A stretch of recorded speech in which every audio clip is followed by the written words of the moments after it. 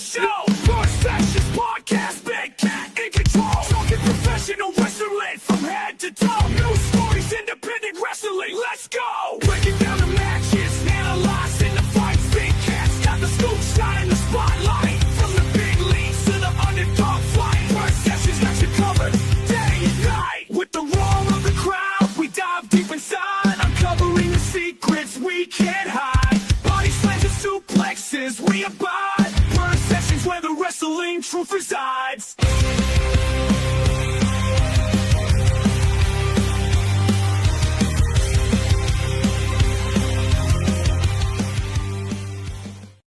Oh, fuck.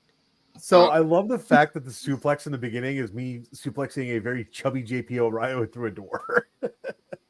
Now I'm just slightly chubby JP O'Reilly. Yeah. I know. I'm Still fat. trying to Still get there myself. So Cat already broke shit. We've been on for 3 seconds. He's already breaking stuff over there. Yeah, I guess I'll do the intro anyways. Welcome to the Purr Sessions podcast. I'm Big Cat Tyler Adams. A new mic, sadly. Welcome to another episode of Purr Sessions Wrestling Podcast. I'm your host, the Maine of Maine, Big Cat Tyler Adams, where you can catch us live every Friday, 9 p.m. Eastern Standard Time. Of course, you can't catch us live. You can always catch us on every audio platform, but you don't get the whole show. If you want the whole show, you're going to have to watch it live on YouTube. And tonight, I am joined by Dylan Nix, the Nautical Nightmare, and, of course, the Hardcore Maniac, JP O'Reilly. JP, we missed you last week. Yeah, I know. It's been a rough couple weeks. Yeah. You don't have to go into detail, but we were wanted to hear the story of you having to drive Matt Riddle. Riddle. God, I drove Riddle and Kalisto. Yeah, how did that go? It was fun. It was an interesting ride. I picked them up at the Bangor International Airport, and they were coming from one of the. I think Riddle was coming from Florida, and Kalisto was coming out of North Carolina. I'm pretty sure, and they both were on the same flight, so they both got there at the same time. And I had Kalisto's number so that he could talk to me as he getting out of the airport. We they come out of the airport, get in the car. As soon as Matt comes out of the door, it was a very windy day that day, so the wind was like blustering right through the terminal, and he walks out through the sliding door, and you see, I didn't realize how tall he was. He's taller than me, and he just walks out and he goes, he's like 100, 200 feet down the aisleway, and he goes, "What the fuck?" He's in just and flip-flops with no socks on. I'm having flashbacks to picking up Cruel in the middle of February, and he was wearing short shorts. And I was like, what the fuck is happening? So, and then you have Kalisto bundled up in a snowsuit like jacket, and I was like, this man came prepared. It's like, Kalisto probably looked at the weather and went, "I'm going to wear it. It's going to be what?" Breaking news: LA Knight mystery opponent is Matt Cardona, but it's not Matt Cardona. Wait, is he Zack Ryder? Is it Zack Ryder? Is he coming out as Zack Ryder? Show this. It's woo. Zack Ryder. Nice. Oh my god, that is awesome. That's cool. Woo. Please tell me he came out the radio. It looks like it if it's the same background. That's awesome. Because Zack Ryder. No, you can see the glasses and stuff in the background. Yeah, and you see, dude, his tights and Ryder on him. Yeah, that's awesome, dude. That is awesome. Now I gotta watch Smackdown after. And he's doing the pose and all. Yeah, that was a great show tonight, guys. We'll catch you guys later. We're gonna go watch Smackdown. We're gonna watch Smackdown. There was LA and Zack Ryder together looks so too similar. It's weird. Yeah. Well, it's like I was saying last week. Like I don't watch Raw and SmackDown anymore. It's like there's so much fun now. I watch all the good shit on TikTok. I watch Monday Night Raw every night just because I for like 6 years could not watch live wrestling because of my work schedule working at the TV station. So as of this year, I'm like, oh my god, I can actually sit down and watch Raw on them like as it's live. Yeah. And now it's Netflix, so it's just more convenient, like being on the app and whatever. I don't have to worry about cable or whatever.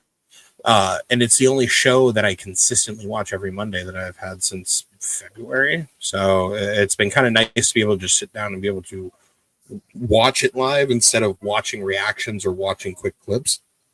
And then like I had the pay-per-views and everything like that, I'd be able to watch on the weekends because I'm already home. So yeah. But do you think they're gonna switch it from Netflix to ESPN when they not Raw, not with the? I mean, this deal is not until the Netflix deal's over because Netflix they just started in January. I imagine it's right, like but I mean like after like their contract is up. It depends on how well they do with that ESPN deal because I'm gonna be the asshole. I want everything back on USA. I want everything back on the network.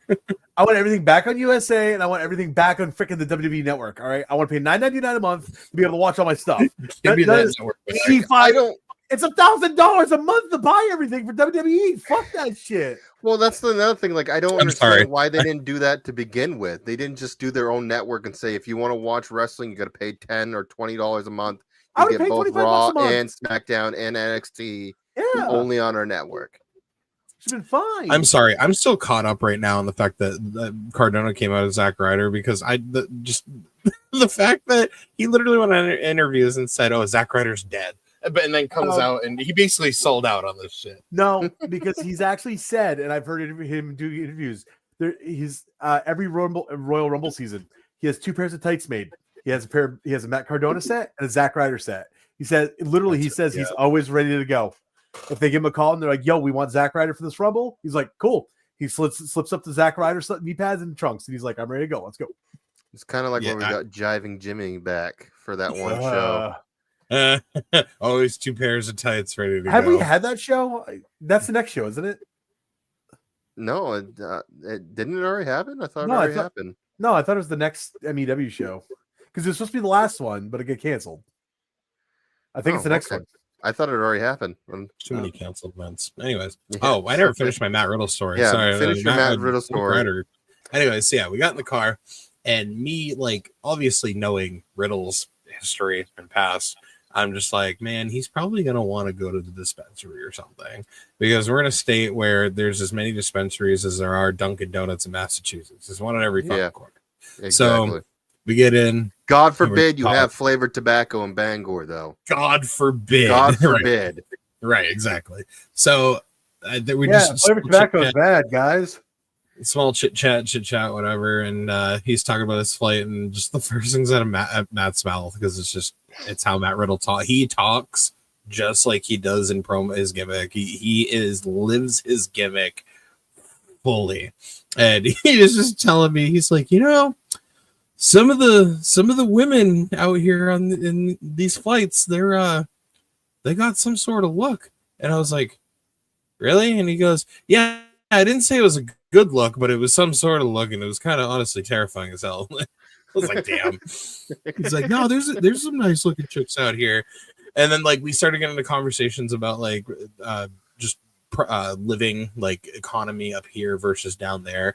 And like I was telling him, like, yeah, there's plenty of land up here to buy. You could buy land up here for dirt cheap. Like, it's cheaper to buy land up here than to rent or buy a house at this rate. And like he's sitting there and he's like listening to me talk, and he just goes, that doesn't sound like a bad idea. He's like, maybe I could talk to my wife, maybe we can move up here. And I was like, well, wait a minute, hold on. Like he was just like, wife, girlfriend. He said wife, and then, dude, that's where the stem of the conversation just keeps going. He told me he has 5 kids with like 4 different baby mamas. I'm like, Jesus Christ, man! Is he working you or is he serious? He is Stephon Diggs. No, he does. He showed me pictures of his kids. He's Stephon Diggs, bro. Except he's not having babies with like Cardi B or Nicki Minaj or Beyonce or whatever, but like Beyonce. But like he's doing it with some of them women down there, I guess. But no, he has like 5 kids. His oldest is an adult, and his youngest is like probably just out of diapers. He's got a wide range. He's also 39. I was gonna say he's like our age. He's turning 40 this year or next year. So, but yeah, no. So I was like, all right, boys, you need anything before we go? And he just looks at me and goes, can we go to the dispensary? And I was like, absolutely. We can go wherever you want. Please tell me you looked at him and go, which one? So before I could, he actually, when he got off, when they were sitting and taxiing into the airport, he actually was looking up dispensaries and he goes, I saw this one that's like not that far from here. It's called Faux King. And he's like, yeah, I'm only picking that because it just says Faux King. And that's fucking hilarious. I'm like, great. So we went over there to do the Outer Hammond road. And we go over there. I almost couldn't find it because it's on the back end of one of those tire warehouse buildings. It's just like way back in the middle and you couldn't see it from the road. And so we go there. I don't go inside because I'm just like, I don't do any of that shit like that. It's just whatever. So him and Kalisto go in and they're in there for, I want to say 25, almost 30 minutes. And I'm like, what the fuck are they doing in there? There's no way. They're and that's what I thought. So out comes Kalisto. He doesn't come out with anything. And I'm like, why the fuck is he in there then? Out comes Matt. Matt has like 5 fucking bags with him. And he gets in the car and he goes, yeah, they had this fucking dab rig for $50. They had this deal for buy 3, get 2 free. And it was like, I was like, oh, but I'm like, how are you going to get any of, he had like 5 bags. I go, how are you going to bring all that shit with you back home? And he goes, brother, I'm going to use all this shit before I get on. I'm like, Jesus, it's going to be gone by the time he gets back. And no, what he said though is that he ships things to his house all the time when he travels. So he probably like packaged up the dab rig and like mailed it out to his house. Yeah, probably did that. The rig, but itself, like the other stuff he had was just consumables. So like he had consumed at some point in 24 hours, less than 24 hours. Oh my god, that sounds like my wife. The shit that he got. And at one point he got some sort of dab stuff for his pen that he had, and he had smoked almost the entire fucking pen before we got to Augusta. I was like, Jesus Christ, the window was down like the whole fucking ride. So we leave the fucking the dispensary, and I was like, all right, do you guys want to get any food before we go down? And he's like, yeah, we'll go get some food. And like by the time I decided this, I already was like crossing the 395 threshold. So I was like, fuck. I was like, we're not even going to be going towards Bangor. I was already on 95 at this point. So I was like, all right, we're going to go stop at Dysarts because that's fucking iconic. We'll do that. So we go to Dysarts, pull in, and Matt's just looking at the place, and he goes, this is like a fucking truck stop. And I was like, yeah, this is actually like Maine's like most notable like truck stop and shit like that. And he goes, oh shit, we're at a fucking landmark. And he's just like over exaggerating everything. And I'm like, what the fuck? Dude's great, but he's just like, he's out of his fucking mind the way he's talking. So we go into Dysarts. Kalisto has been talking this whole time too. Chill as fucking dude. Very fluent English. Very like I was surprised at how well his English was. One question because I'm very curious. Was Kalisto in Gimmick? He was not. He did not come to the airport in Gimmick. He was all just as himself. And let's say Dorado did that to us at a show where he was out of Gimmick, and when we had no idea it was him. If he wasn't with Matt Riddle, I wouldn't have fucking known it was him coming out of the fucking door, because he texted me and was like, yeah, me and Matt are walking out through the terminal door, and I see a dude in a puff coat, like with aviator glasses on. You can tell he's as Spanish and Mexican as can be. And then you see 6'5" like bright ass purple fucking hair, red bright Puma track suit and fucking flip flops walk out. And when fucking Matt walks, I didn't notice this until we walked into Dysarts. I turned around and Riddle is doing the fucking walk that he does to the ring in his entrances, like the fucking the wide fucking. I'm not fucking kidding. And I almost had to look away and chuckle because he literally was walking like this out. I was like, what the fuck is he doing, dude? So, did he have a signed contract with like WWE where he's allowed to smoke weed? At the time, I don't think so. I don't know how he got away with smoking weed and not getting fucking like hit with the wellness policy actually took weed out of it actually a few years back. Oh, okay. I don't know if he was still with them at that point, but he and he told me this story. He's the reason why Randy Orton smokes weed now. Yeah, he goes, Randy never touched a single fucking drug in his life until he met me. And then when he met me, I shared a pen with him once and he looked at me and like, you can imagine Orton's expression. Like, remember the fucking episode of one of the shows where like, he's fucking wafting his fucking nose and he like smells that shit and he like calls it out. That was him essentially the first time he ever sniffed it. And he took a hit once from Matt Riddle. And from then on, every time him and Matt Riddle ever were, doing like they were tag team champs and whatever, he would always bring him fucking supplies. So, and he's like, yeah, I'm the reason why Orton gets high all the time now. I'm like, that's fucking wild, dude. That is, but yeah, so we go to Dysarts. Can you tell these stories, by the way, before we continue? Can we tell these stories? I think so. He didn't say I couldn't say any. There were a few just. But did you mention that you were on a podcast? All of a sudden, Randy Orton's on the phone, like, "Hey guys." Guys, now there was a few things he told me. He was like, "Oh, this stays between us," so like, I won't discuss those. But yeah, we went into Dysarts and we went and grabbed food.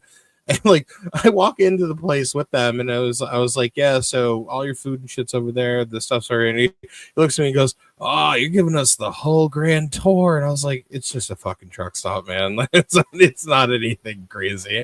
So they went and got their food and whatever, and I'm looking around and I'm looking for Kalisto. I was like, where the fuck is his name?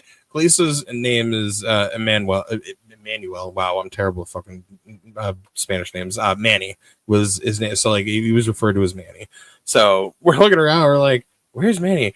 And just out loud, Riddle just goes, "Oh, he's probably one of those aisles because he's short as fuck. He's fucking short as hell." He's like, he's just probably short as fuck. And he's probably just trifling through those fucking aisles. I'm like, great. Cool. I'm looking around and I just Did anybody know it was like Matt Riddle was fucking? Oh, just wait. So that's one of my normal truck stops. This is the first time I've ever experienced this from the like third person perspective. The guy, he's cashing out Riddle, and the cashier's like scanning each thing. He grabbed like a bunch of shit. He starts scanning things, and then he just like looks up, looks down, scans. He keeps looking up and down, and then he just stops. And he just looks at him and pauses and goes, "Are you Matt Riddle?" And Matt Riddle just looks at him and just goes, "Bro," and he just like daps him up, just fucking like nerdy fucking cash register dude. And he just daps him up, and he was like, "Yeah." He goes, "Can I get a picture?" And he just like whips out his phone, and I took the phone, and I'm the guy. I'm the fucking dude that's like, "All right, say cheese." Like, I'm like, am I really fucking doing this right now? Took a photo with him, and then fucking he take this fucking wild, dude. Oh my god. But it gets better. So we go to walk out, and I'm looking around. I'm like, where the fuck's Manny? He's like, oh, he's probably still getting food. We're like, we'll go out to the car, wait for him. As we're walking out, this big fucking like young kid just literally is walking through the door, the building. It's like when you walk through that little aisleway door at the entrance, and then you have the glass doors on the side. There's this like big tubby looking, like he's probably an adult, but he looked like a child. And he just walks in, and he stops in the middle of the front door area, and he just looked like he had fucking just Christmas immediately happened for him. And he sees Matt Riddle and goes, "Matt Riddle," and immediately Matt just goes, "Bro," and he just like gives him a high five. I was like, what the fuck, dude? That actually reminds me of I want to hang out with Matt. Quick story. It reminds me. I take back everything I said about Matt. Yeah. Matt seems like he's pretty chill to hang out with. Years ago, I was working at the Holiday Inn over in the Alden Road, and WWE was in town. And they were staying at the Holiday Inn across the road. Back when before the casino was there. There was a Holiday Inn over there. Well, they were staying there, except not all of them could get rooms. So I'm sitting there working the overnight, and I'm typing on the computer, and I hear the door ding. And it's about a 10-second walk from the door to the front desk. So I don't look up immediately, and I'm like, and all of a sudden a shadow comes in front of me, and I'm like, holy crap, this guy's tall. And I look up, and I'm like, freaking Booker T standing in front of me. So like, I get where that kid's coming from, because like you don't expect that shit, right? And then I'm sitting there going like, this is the photo. Ah. I don't know if I blur out a little bit, but like I literally just like I'm this guy now. Like I only have this photo because he didn't have his phone. The kid didn't have his phone on him, so I took the left it up the photo card and then thing? sent it to his phone number. Yeah. So he has that. He never messaged me and like saying thanks. So I just sent him the photo and he just has it now. Like that's That's totally Riddle too. Just go, bro. yeah, but that's what he did with every interaction. Like that's the funniest shit. Like you So said, we go to get in the car, and so I ask him, like, so obviously this happens quite often. Where does this happen the most? And he goes, whatever you do, bro, don't bring me to a Walmart. For some reason, I am completely attracted to everyone in Walmart. Doesn't matter if I'm in Mississippi, doesn't matter if I'm in California. It's just like a name off these random states. And he's like, they find me there, I will be there for hours taking photos and signing autographs. Like, I don't know what it is with them Walmart bitches, but they all want to take photos of me. It's just like all in gimmick the whole time. Statistically speaking, where's the place that's going to have the most wrestling fans? Walmart. There you go. Yeah. There you So I thought that was kind of funny. So yeah, we get in there.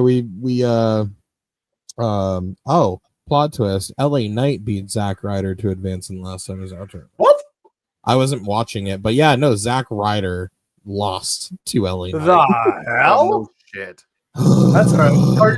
Cardona's probably No shit. Cardona's probably Of course like, he's not going to win. 2 zeros in front of that, and I'll work for you.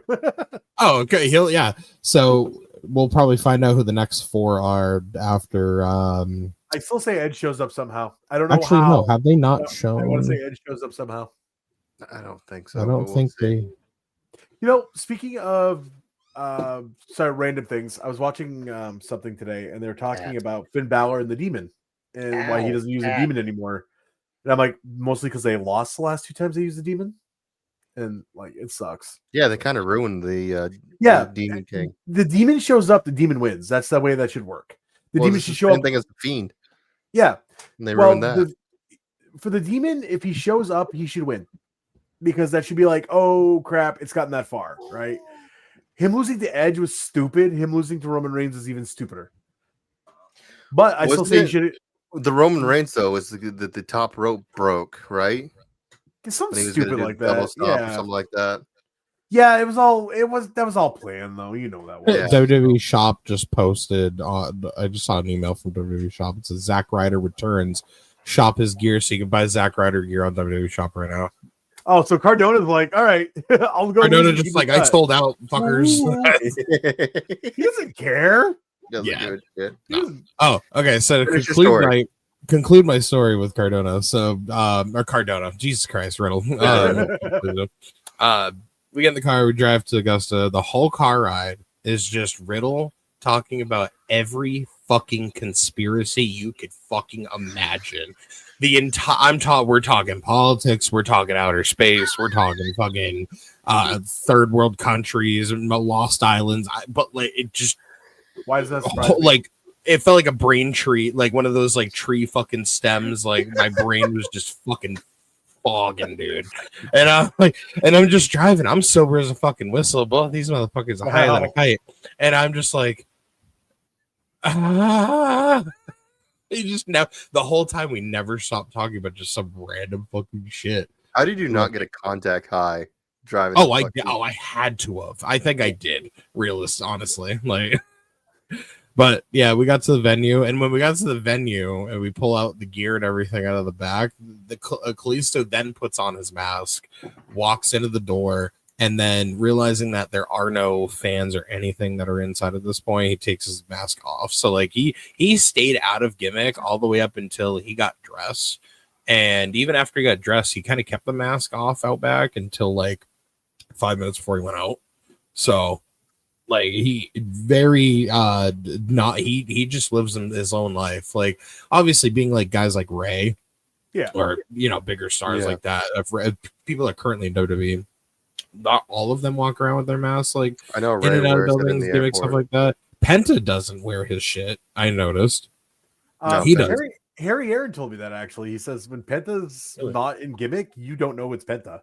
Right, but like when you look at photos of him, though, like when you look at Kalisto, this is fucked for me to say right now. Very fucked for me to say. but like he looks like every other guy that would be like a luchador wrestler without a mask on. Like they all have that same facial structure. They all have that same kind of look. Wow. And like, it's kind of fucking to say it like that. I mean, Wow. but that's the thing. This You was first couldn't session, tell. it just got canceled. I got you canceled. But honestly, though, like those guys can walk into a crowded room and no one will know who they are. So Again, they're in anonymity. That is it's camouflage still. They don't know who it is. Dude, again, a great example of that is at the Limitless show where Lindsay Dorado was doing a seminar. We're all in the ring fucking around. No clue it was him. All of a sudden, he slides in the ring, and we all thought it was like a chaotic kid.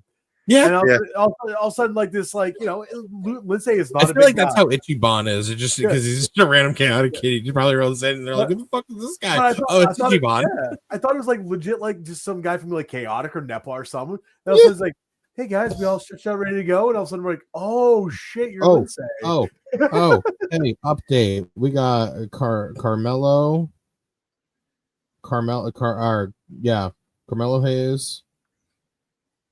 And oh god, who the fuck? I can't even fucking see what this is.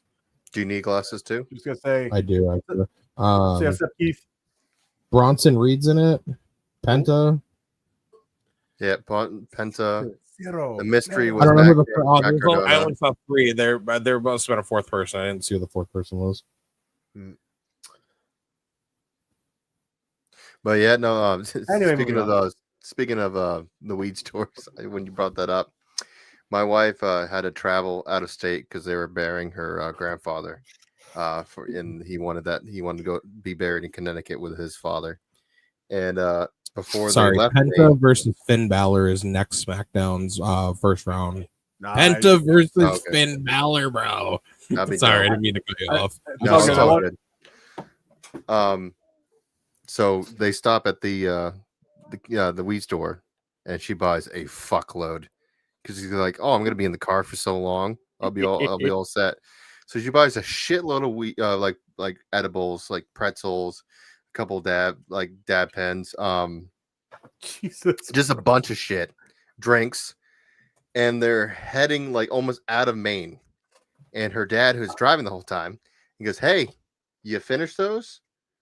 And she goes, "What? Like, we can't leave with that in the car outside of Maine, right? So I would hurry the fuck up and finish all that." So she drank like 2 fucking THC drinks, a bag shitload of pretzels. She said she was high as fuck for the whole time, including the next day. Ow, cat! The cat's just getting attacked by cat. Your son sounds very weird. The cat climbed up my leg and I pulled him off. I'm like, Jesus he Christ! ripped my shirt, that dick. Oh, shit.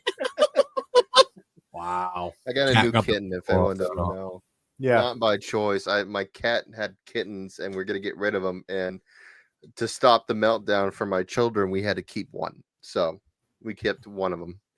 Now, did we get the cat fixed? It's only 8 weeks old. I can't get it fixed yet. Hey, The adult one, you baka. Oh no, I haven't got the adult one fixed yet. Not yet. I will. Baka. Unless you guys want more cats. I got 4. 4's enough. And then I got a fucking Okay. I appreciate that you like me, Cat, but I'm in the middle of a show. Could you fuck off?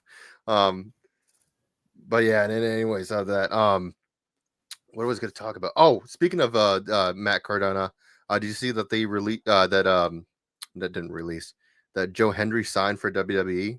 Yeah. Yeah, multi-year. Sam woke me up to that this morning. She's like, hey, look at this. Look, phone in my face. I'm not even awake yet.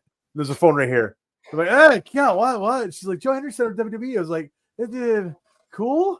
and here's the funniest thing about that is, so when Joe first did say his name and he appears like that got big, I would mess with her with that, and she hated it. Now it's her Monday morning alarm. Damn. So every Monday morning, like I'm half asleep, just wait. Yeah. All of a sudden, say his name. I was like, and all of a sudden you're half asleep, like, and you're like, It's a big clap that gets you. The worst part, if you have one of those, what are they? Not night terrors, but sleep paralysis. You have a sleep paralysis. Yeah. And all of a sudden, Joe Hendry's in the background. Just Joe Hendry. Like, what the fuck? Did you guys My see favorite relatable one is actually a sleep paralysis demon, but it's Scott Stapp from Creed. It's, where you all were? He's just sitting in the fucking corner. Did you ever see when? Oh, who was it? It was Blade Bandit did a promo, and he actually did the Joe Hendry turn in the promo. It was great. It was great. He just Fuda! And I was like, I hit him up immediately, like, Blade, really? The freaking Joe Hendry turn? Then Ben, of course, Ben being Ben is like, I want everyone to do Joe Hendry turns in their promos from this weekend. And I was like, I'm not fighting anyone this weekend. It's like, do a promo anyway. I was like, all right. Actually, speaking of promos, I now need to cut one on freaking Chad Casanova because he cut one on me today, a little bastard. And he's like, oh, three-legged table, can't stand. I'm like, have you never heard of a stool? Idiot. You're gonna let the toothpick talk to you like that? I know. I'm gonna throw him again. I'm just gonna throw him. I'm gonna throw him again. Yeah, he's a lot easier to throw than me. Yes, he's also 100 pounds lighter.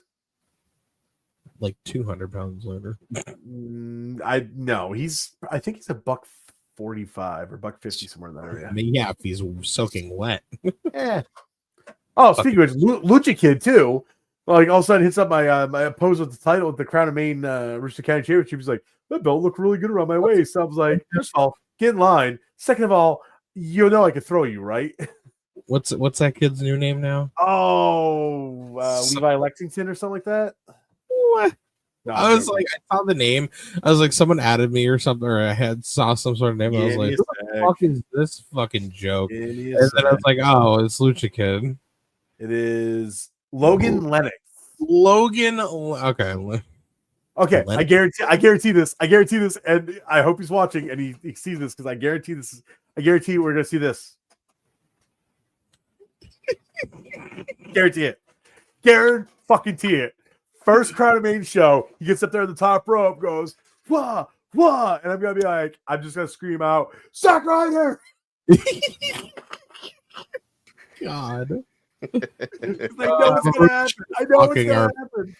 I know it. I know it. And I hope he's my first opponent because I'm just gonna drop him on his head. I like how Cat walked back into the end of that whole set. I did. That's why I'm laughing. I'm talking about Logan Lennox, the former Lucha Kid. Logan Lennox. Who is now the disciple of one Alan Prophet. So there's a whole nother cult leader we gotta fucking deal with. Oh yeah. Fucking bullshit. Alan Prophet out here making poor choices per usual. Yeah, he's always made poor choices. It's Alan Prophet. Have you met him?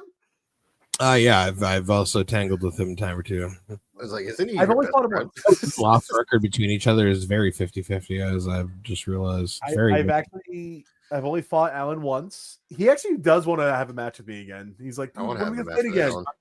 And I'm like, I looked at him, I was like, Alan, I don't do flippy shit. I want to have a match with Alan, and I don't want to break his ankle like you did. Listen, he broke his own ankle because he fucking didn't do the shit that he was supposed to do. So he didn't fucking spread his legs. I was coming in, instead of doing a cannonball, I called it. It was a missile drop kick while there was a chair laying up against him, and I was just going to kick the chair. As I went in for the fucking drop kick, I watched this little fucker's legs literally come in like this. And I was like, oh no. And then I watched one of his ankles. Oh no. Like literally just it popped straight down like a fucking foot pedal. And 25 minutes, broken ankle and all, does the entire fucking hardcore match with me. Everything under the sun. We did light tubes, guys, blades, everything. And he broke an ankle completely the entire time. I was like, what the fuck? And then he told me 2 months later that it broke. I was like, why did you wait 2 months to tell me that this happened? He goes, oh, I thought I told you already. I was like, clearly not. Yeah. But then I watched the match back and I'm watching hobbling and I'm like, oh no, he definitely fucked up. Dude. There's the match. Oh, it was the Whoopie Five Festival from 2 years ago and it hurt my leg. You can instantly tell my leg was messed up. Like you see me land and I bounce on it. Like I put my foot down and I push on it twice. I'm like, Okay, I didn't roll my Achilles tendon. That's good. I almost broke my neck at Gino's, the last Gino show.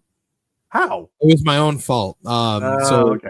I was wrestling two new kids that never worked before, and Hold on. You've never worked before, or they have never worked before? That I've never worked before. Okay. They were chaotic. They were, one of them was a chaotic kid, the other one was a next gen kid. Was that Corey and No, Corey Fisher? No. These were, one kid has a good look, the other one, I forget what his fucking name is. I think his name was Sean something. The other one, Sean. Oh, I know him. Yeah. I don't honestly. Actually, I could pull up my messages and scroll back a little bit. I can find them because they sent them the video. I want to say that their names were. Wrong button. That reminds me. Did I have that mention? One of their names. His name was Lorenz Hoyt, or I don't know what his gimmick was. No, I know Lorenz. Yeah. And the other one, Sean Morris. That's it. Sean. Yeah. So I worked a three-way with them, and Lorenz, at one point, he slipped out of something of mine, and he gave me a DDT. It was just a cutoff. And when we went for the DDT, because of the momentum, I tried to spike it. And instead of spiking it, all of my weight dropped down, and as I came down, I heard my neck crack so many times. I literally just adjusted my neck. But I think I did that with Dave. It was fucking hurting. You know what that happened with me is a certain person gave me a pile driver, and I went this way. Listen, all my pile driver. No, that pile. I have the video. Don't fucking say you didn't. I have it on TikTok. In his defense, you also kind of fucked up a tiger driver too. A tiger.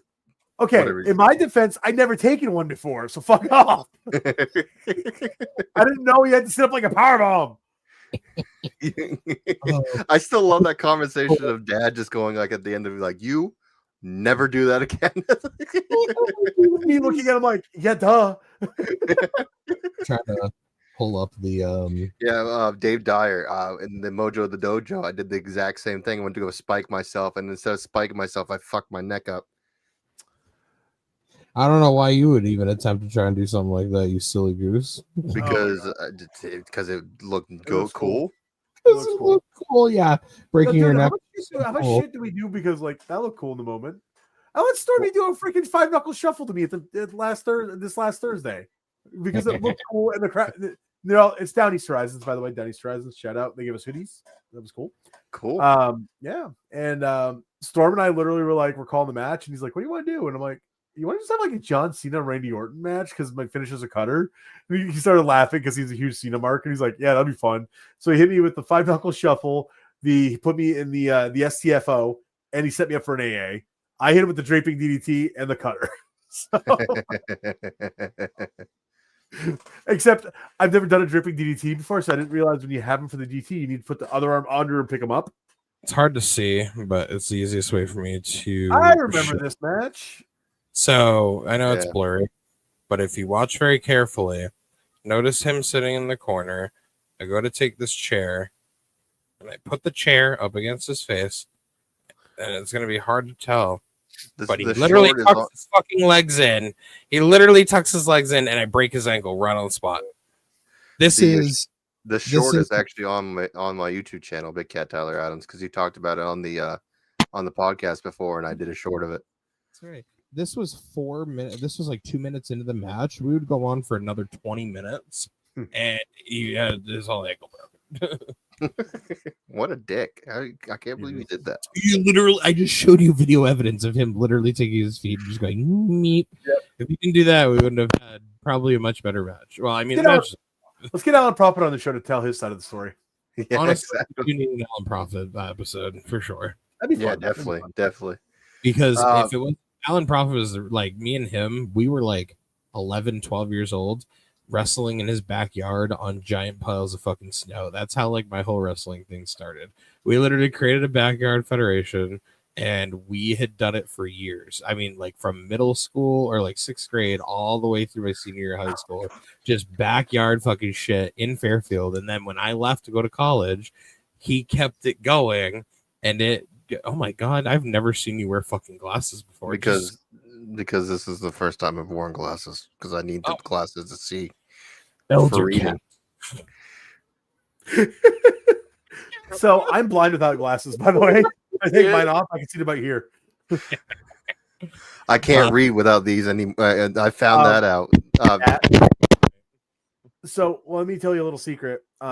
Get non-glare on your glasses, because you know how I have no glare on mine, even though the light's right here. These are cheap ass glasses. I just needed them to read. All right. Well, I can see whatever's in your monitor on your glasses, so don't. Okay, so that's good. Like, I'll make sure I close out my porn. Okay. So, so what I was gonna get into is the speaking of Alan Prophet, we got the Indy 1000, the top indie wrestlers that none of us are on it either. What the fuck? Honestly, I'm surprised Jason Maverick is not on it. Jason's not on it. We're not on it, but yet. I love Calvin. Do not take this the wrong way, because we talk about. But Calvin Strange got on it, and even Calvin was surprised when I told him. He had no fucking clue. He's like, "I made this." And there were some that were questionable. Yeah, so I don't. Selena Hecate and I were talking about it too, and Selena's like, "There's some names on here." I'm like, "Yeah, I don't." We're gonna go all the way to the bottom because Calvin's on the bottom. Again, nothing against Calvin Strange, because Calvin Strange is a fucking big star.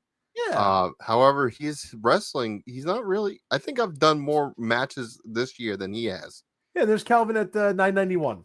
Yeah, 991. Yeah. I remember Sean Keegan Vegan, man. Sean Vegan Keegan. I was backwards. 994. Sean's a great dude. I love the fact that Sean's on here. And here's the thing, guys. I'm going to say this straight up. I love the fact that my peers and friends are on this list. I really do. 100%. If they made this list, even if they didn't make this list, it's awesome to see our friends and our peers on this list. I want to be on it too, though. Right, but here's the things that also don't make sense for me. I didn't see Ace Romero on this list. It's true. I didn't see Gabby Forza on this list. Gabby's on there. I think Gabby's on there. Oh, Gabby is on here? I didn't see her. I think she is on there. Not 100% on that, though. Don't quote me. I know Charles Mason's on there. Okay, so here's one that so Sammy Diaz. I know Sammy Diaz, but like number 8 out of love the dude, but like it's weird to see him higher than like some certain people. Also, why the fuck is Masha Slamovich at 19? Also, hold on. Sammy Diaz, like you said, above Channing Thomas, though. Right. Yeah. Channing, the former Limitless champion. I mean, he's done a lot. Yeah. Oh yeah, Diaz over Channing. Oh yeah. Yeah. For love Maddie, but it's like, damn. Bryce Donovan should be up around number 8. Dustin Waller at 5. That makes sense. Is if he won makes sense? Effie? With all the stuff he does, he is the GCW champion right now. Or right. Yeah, but like at the same time, he's very controversial. So I mean, we just saw KJ Orso at GCW and Limitless. So I want to know who the fuck Tim Ballsby is. There's some names on here I've never heard. No fucking clue. Like TJ Crawford, man. TJ definitely deserves to be up on that list. 100%. Kevin Blackwood. Yeah. So, don't know. Like I said, Notorious Mimi. She, I mean, Janela at 29. I know these Joey names. Janela. DJ Powers. Joey Janela over Matt Cardona is fucking wild. Bear Bronson at 31. Definitely Bear Bronson and Cruel at 31, 32. Bobby Orlando being immediately under Matt Cardona is fucking wild.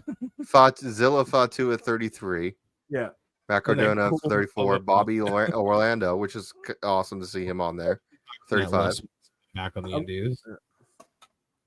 CJ Crew. I'm sorry, I know him as CJ. Mortar at 40 is pretty awesome. That 39 is wild. Like, great woman, but like, the number is just wild. Desmond Cole at 46. See, I feel like they shouldn't have done like a top 1,000. They should have said these are 1,000 indie wrestlers that we think. People that do these lists to show the formula in which they make how these are made.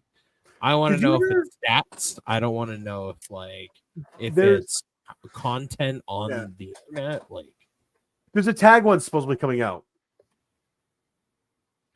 and Yeah, I'd like top to 100. see it.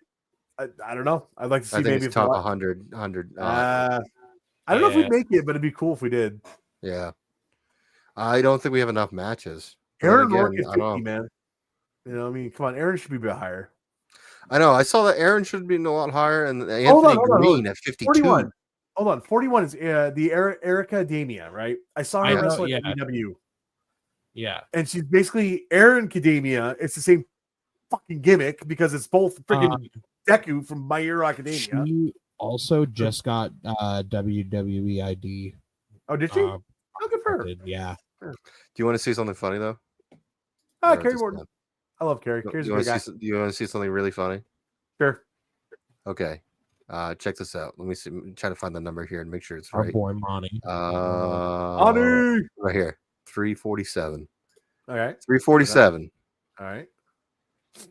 This is what doesn't make sense. Jay Haru. Yeah. And Aggro's down below. 357. Aiden Aggro. He's above fucking This is BD.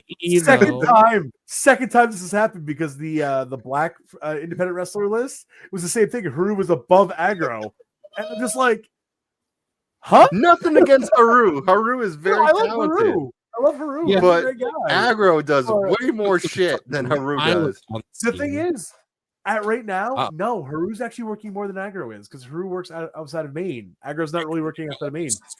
He's not doing DPW anymore? I think he is, but I'm not sure.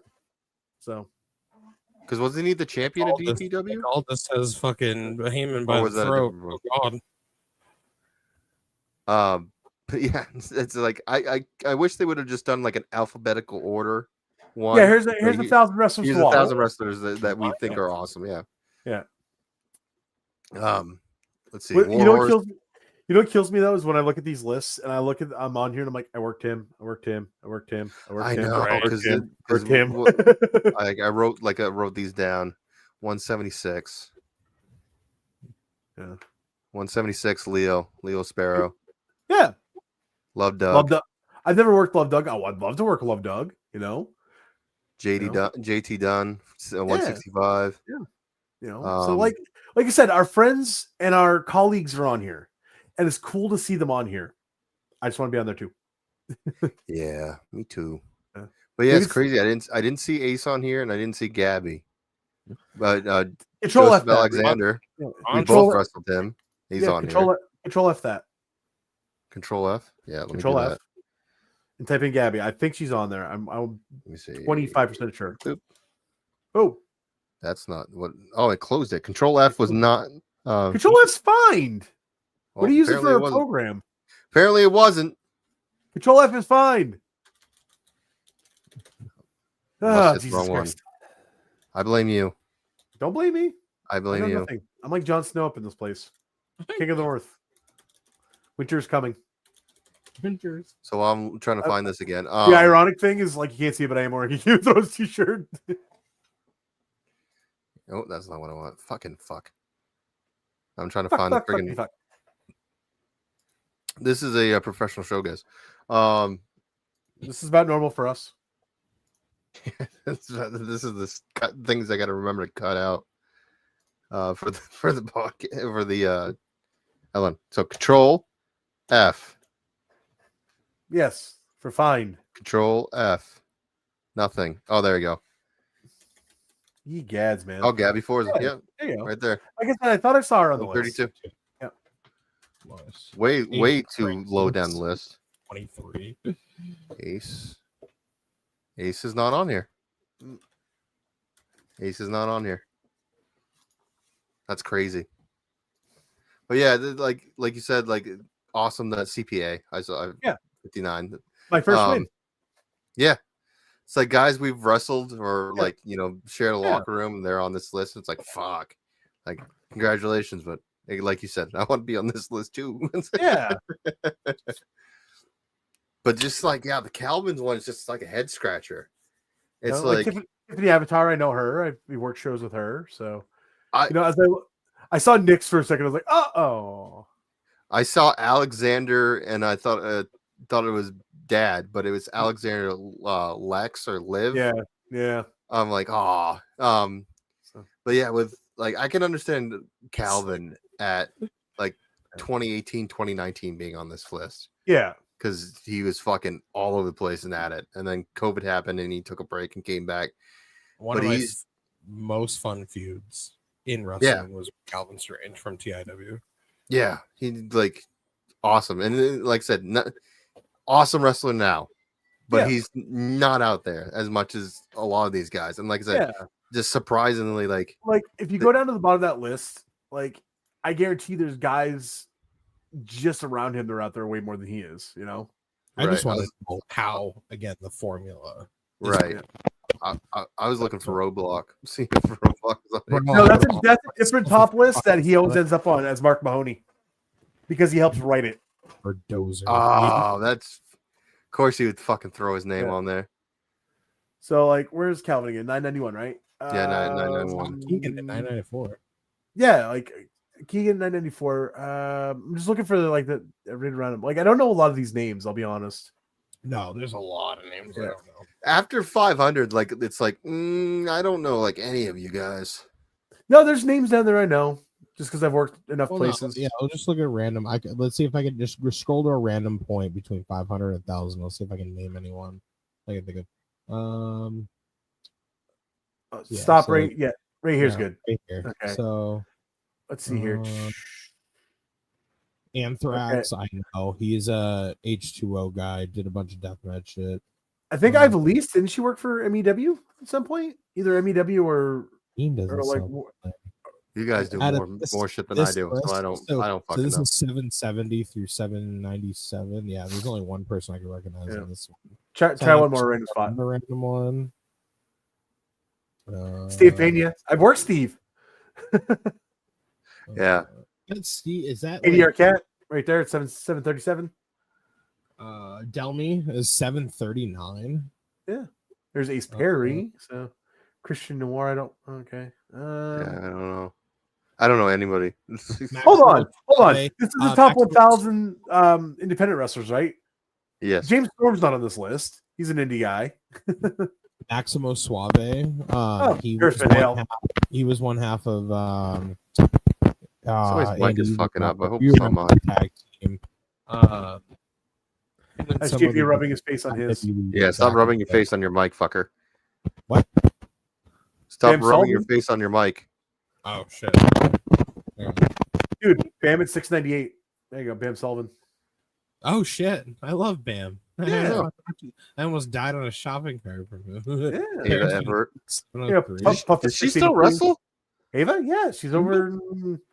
She's been over Europe for a while. Oh, that's why I haven't seen her. Bro, okay, I thought I saw that 690 as J-Rock. I almost shit my pants. I'm like, there's no fucking way that Johnny Primer got on there as J-Rock. That'd be hilarious. You remember J-Rock? Wow. Perry Von Vistus was on this list. I didn't see Rip though. I feel like Rip's on Perry's there. Perry's right there yet. Yeah. But if Perry's on there, Rip has to be on there. You think that? All right. No matches for Rip. Huh. Wow. Nope. That's crazy. Actually, fun little Rip side story. So I was driving yesterday and I got behind a vehicle and the license plate said Tomahawk. And I wanted to take a picture and send it to Rip, be like, Rip, get the fuck out of my way. All you know. I've only wrestled Rip as Tomahawk. I never wrestled Rip. I wasn't that good. Dude, I wrestled me and BRG. This is throwback before BRG was BRG. This is back when you're still Todd Harris, the Draco Malfoy. We were the Social Justice League. It was so fucking bad, dude. It was just an NCW fucking gimmick, and me and him were a tag team. He was the mouthpiece, I was the enforcer, and we would go on and do all these fucking either tag matches that we were completely fucking jobbing, or we would end up in multi-man matches where me and him would be the tag team efficiency towards the other guys as an advantage, but we would end up at a disadvantage when the one guy that was left in the ring would be a one Josh Briggs. me and BRG would countlessly, like every month, trying to get the best of Josh Briggs in Josh Briggs' rookie year. And we would just end up jobbing to Josh Briggs, and it was the most hilarious shit. We did this like multi-man, it was like a 6-7 man like multi-man match where it was like pinfalls only, whatever, any man for himself. Me and BRG would just team up against all the other dudes. We'd get them all like beaten down, and then they get eliminated by somebody else, and then we'd be like, fuck, we didn't get it, it's not our credit, like fuck. So then eventually it came down to it was just me and BRG, and it was always me, BRG, and some other sufficiently bigger person, and we'd always end up getting fucking double teamed. It was just hilarious because I was a lot smaller too. I was only like 240, and BRG was fucking like, you thought Chad Casanova was small, fucking Todd Harris was a goddamn toothpick. Those matches were fucking hilarious. Those were on public access TV for NCW at one point back in 2016. Like, and then it's crazy that we don't do that anymore. No, like I've been to say that I've been on TV twice is funny because I've been on TV for 2 wrestling promotions. It would be NCW and IWE. So like, just the thought of that is just like a wild thing, concept. Right, but I'm surprised like that isn't really a thing anymore. I don't know if it's just because it's just too expensive. Also, the other problem is not just being expensive. They can kick you off the network for anything that can be a priority, no matter what. So the problem that Eric had was college football would run over IWE programming because that was more of a priority on Fox than wrestling was for local promotion. Like, so he would pay these spots every week. It was like $500 a spot or something like that for these like noon. It was like from noon to like 12 to 12:30, and he would get kicked off more times than it actually aired, where it didn't end up playing because college football was more priority for Fox than it was. So he stopped. Better ratings, probably. Yeah. And it was, well, yeah, it's just not even just ratings. It was just college football. Like they just, so like he could only run it when it wasn't football season. That was the only time that he could run anything. But the problem is he didn't realize that. So he had shelled all this money into it that he wasn't getting back. And because they were just like not telling him like, hey, we're dropping it. That's kind of frustrating. You're paying for that spot just to get kicked. Yep. And there's no, and that happens with any business that like comes with commercials. Like if something like political happens, the politicals are private. This is coming from me working political stuff. I can't hear a goddamn thing you're saying. Your mic's like freaking the fuck out. My mic is yeah. Hello? That's better. Okay. I'm just gonna take that off then. I was gonna say maybe I was fucking with it. There must be something inside of it. I have probably cleaned this or something. If this is good now. But yeah, no, like politicals would take over fucking local priority program, not programming, but commercials. Even people that pay like high quality, top tier, like commercials every single time there's a commercial on, like those get dubbed over by politicals once that political season hits. And because the amount of money that people pay for fucking politicals is the same thing as what the people that run college football are paying for to have those spots dub over local fucking programming. That's why you don't see local programming anymore on television that comes locally from the place that you're living in, because it gets dubbed over by national fucking news. Or it's true. Like, even watching football, it's like, yeah, great commercials used during an NFL broadcast. yeah. So yeah, no, because they used to be like I know there used to be like a guy that used to like fix everything with duct tape and shit like that. That was on as a kid, and like a bunch of other. Are you talking about Red Green? Probably. Yes, that's Red Green, dude. I do not. Wow. I don't know names. You know this by now. Cat don't know Red Green. Bill Green. Is that what you said? Bill? Yeah. Fix everything with duct tape. Yeah, you fix everything with duct tape. Red Green. Wow. Ladies and gentlemen, my tag partner. I'm not good with names. You know this by now. That's actually very legit.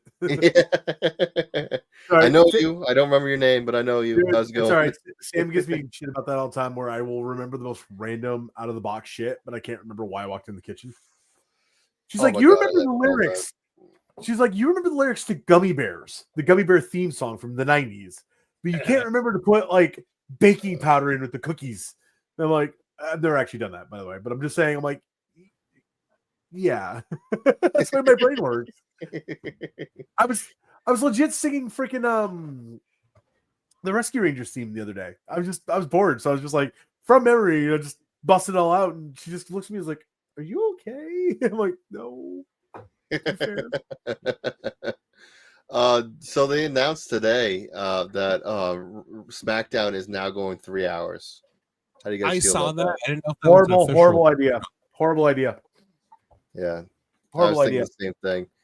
2 hours, they should just keep the 2 hours. I understand why they go for 3, but here's the thing. Back in JP, and Kat, you're old enough for this too. All three of us are actually old enough. I'm older than JP.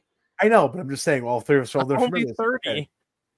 So, JP, you're old enough to remember this. Shut up.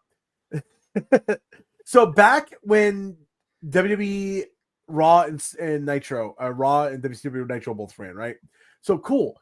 You had 2 hours on Monday night for both shows. This is before SmackDown and before Thunder. So, you had 2 hours on every Monday night, an hour on Saturday, and an hour on Sunday for both for WCW and for WWE, right? That was 4 hours a week. That wasn't bad. Then they had dropped another 2 hours a week on Thursdays. Okay, we're up to 6 hours a week. Then Raw went to 3 hours. Then Nitro went to 3 hours. Okay, it's starting to get a little ridiculous. Then they added more shows on Saturday and more shows on Sunday. Then you got pay-per-views. And all of a sudden, we're up to like 20 hours of wrestling a week. I love wrestling. Do not get it twisted. I do. But there's a line. Like, I ain't got time to watch all this shit.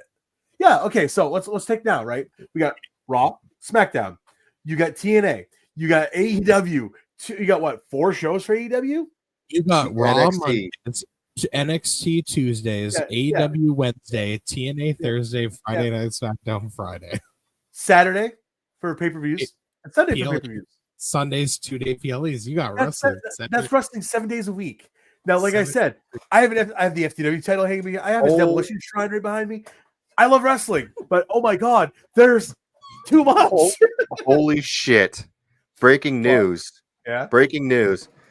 Look who decided to show up to fucking work. Whoa, who the fuck is that guy? Later. What are you guys talking about? Way too much wrestling on TV right now. Who is this ugly fuck? Samuel Matthews, almost a year, looks like finally decided that he, was Samuel good enough for the podcast. No, see what you don't realize is in my contract it states I can just come and go as I please, do what I want, show up when I You want. have to come. Did we sign contracts? Wait a minute. I did. Shut the fuck up. They're not supposed to know this. Big Cat, I'll come to your Where's house again. All right, that's it. This requires the new shit. I'm signing my resignation. Hey, wait. You got a shot over there? Wait. Hold on. Stop fiddling with your shit. Whoever's doing that. My bad. Welcome back. God. Holy shit. I know, dude. Almost a year. It's nice to be back. It's nice to have a space again and everything to be able to navigate doing things like this. You sound like you have a cold. No. Right now, just the kids are, sleeping and all that. I don't want to be too loud. Me not be too loud. I know it's crazy. Oh my god. that's Are we gross. going to get a Oh, that's Samuel so gross. Matthews hot take tonight? Oh, the green apple ain't that good, buddy? Oh, don't worry.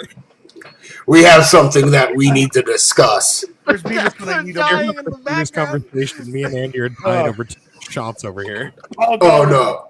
There is something Hold on, let we me go grab mine. absolutely need to discuss. Oh. Looks like you have to wait. So, No, keep talking. We're dying. no, I understand, but I'm being rudely interrupted by This was locked down, Andy. this asshole. Oh. So, yeah, I'm back We see doing that. the podcast. Yeah, we see that. So, You thought you were going to get rid of me. It's been a year, roughly. I've been here and there. I've been gone for as long as I've been on the pod. Yeah, you thought there was could be correlation. I've moved. Oh God, we're just about that tequila. Oh God, oh God. Where's your shots? You know, we're all out here bringing the fucking shots out. He's fixing the glass. I guarantee the glass is gonna boost in it. I guarantee you that shit. Big, you just take out every. So Samuel Matthews, I do have to ask. Alan Prophet's trying to steal your shit. No, he's not. Completely different. Cult leader is completely different than cult leader? No, what he's doing is completely different than what I'm doing. I can explain it to you if you would like. I ain't got the time. No, it's super simple. All right. It's super simple. You see, Prophet believes that he's the way to salvation, right? So there's kind of a religion, he's the savior, the whole 9 yards. Now with me, I'm just the creator. And what that means and what the pathway is here for is it's for people to, how do I put this? Chase what they really want. Maybe their deepest, darkest fantasies. Their deepest, darkest desires. All I'm saying, shut up. Don't talk. Don't talk over me. You've been gone for a year, so people probably don't know this, that you decided way back when you walked out on our match. I played Far Cry 5. You decided that you wanted to start your own cult and bring in these wrestlers like Lee Miller. It's not a cult. It's not a what? Looks like a cult. Sounds like a cult. It's a cult. What? No. What I do is I help people become who they really want to be. I help them chase what they really want. Maybe that they're a little too afraid to actually chase. You already lost me. I'm just saying. Yeah, well, JP, you have the attention span of a guppy. So. Puppies are cute. So. Buddy, you look, I'm going to get yelled at. You look like a man child. Somehow you look 70 and you look 4 at the same time. And I'm still trying to figure out how that's possible. Him or me? Because I was about to actually give you some extra credit here about 4 seconds ago. No. JP looks like he is a man baby. And you just want a man and still an old man. All right, we're not doing this on the podcast tonight. Okay. For fuck's sake. I'm actually gonna. This hurts me to say. I'm gonna give Sammy Matthews some credit because he went guppy, not goldfish. Goldfish actually have a good memory. I did not guppies. So, how do you feel that Drake Lovecraft and Lee Miller could win a tag title, but you couldn't? Under my tutelage? You weren't even there. Right, but they took what I gave them.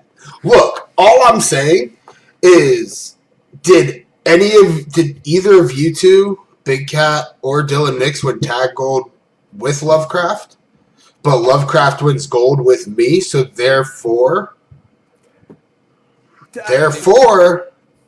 all I'm saying, hold on. I wasn't part of the tag. Hold on. I'm going to even go a step further and say, name a more successful year in the state of Maine for a tag team or a group than the Pathway. Technically, the Wild. We were doing pretty good for a throwback to 10 years ago, but did y'all win six tag titles in a year? If I didn't step away, we probably would have. I'm just saying for 4 months. So, and then look at this guy. This guy on the right here went and did his own thing and won how many titles? Whatever. You're my right. I'm just saying, you guys can hate as much as you want of what the pathway brings and what Samuel Matthews brings, but I'm going to defend this thing. you can't deny that the success. The success is there. The statistics are there.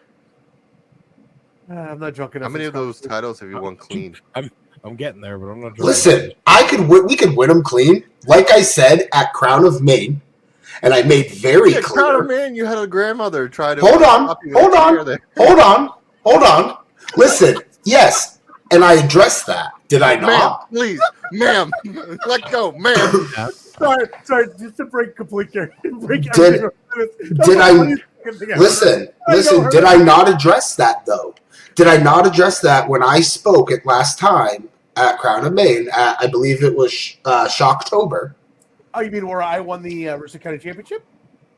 Congratulations. So, you know, which is not in the car, I think. You and your fucking, you show everything else, but leave the fucking your championships in the car. But hold on. I had a show Thursday with it. Hold on. Hold on. I'm not finished yet. But I made it clear that we don't need to cheat. We just like doing it. Like, we just enjoy it. So anyway. I forgot the presence of Samuel Matthews on this podcast. You forgot, huh? Yeah. It's been so long. I'm like, oh yeah. Listen. He's never around. The piece was nice while it lasted. When I come on, viewership goes up. Conversation until you broke that. I'm looking at your account right now. I don't think so, bro. It's because nobody knew I was coming. So, all right. Listen, I know you. What? I know our handshake. Podcast, sir. Podcast. All right, so take that thing off there, JP. Are we? Here, let me bump you up. You're quiet. Are we going to discuss the topic that I would like to discuss? Which is what? We just talked about the IWX 1000 that none of us are on, by the way. We were going to get into John Cena winning the title, but now we can't see Samuel Matthews. He's blurred the fuck out. Hold on, I got that one. Give me a sec. Can't see me, dog. Yeah, no, because I have to go get another one. If you blended into the background for a second. Oh, okay. I thought you were going something else. All right. I know it's the wrong version, but this is the nice version. The only title belt I still have is current. I have a WCW tag team title belt, but it's in a storage bin in my shed. So I just keep reaching over and grabbing them. Go ahead. Let's focus. Sorry, hold on 1 second. My wife walked in and she's like, "I got you French fries." Fucking high as a kite. We're not focusing, are we? No, we're not. Anyways, go ahead. We're focused right now at this point. Have you met us? You joined us too late. We're off the rails. No, because I have a very serious topic that I want to discuss because I want to hit my spot. Okay, so if somebody can cue that up. Hold on. Zuli, do the thing.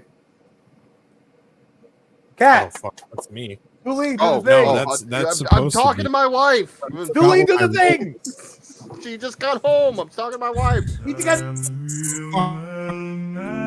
Your wife.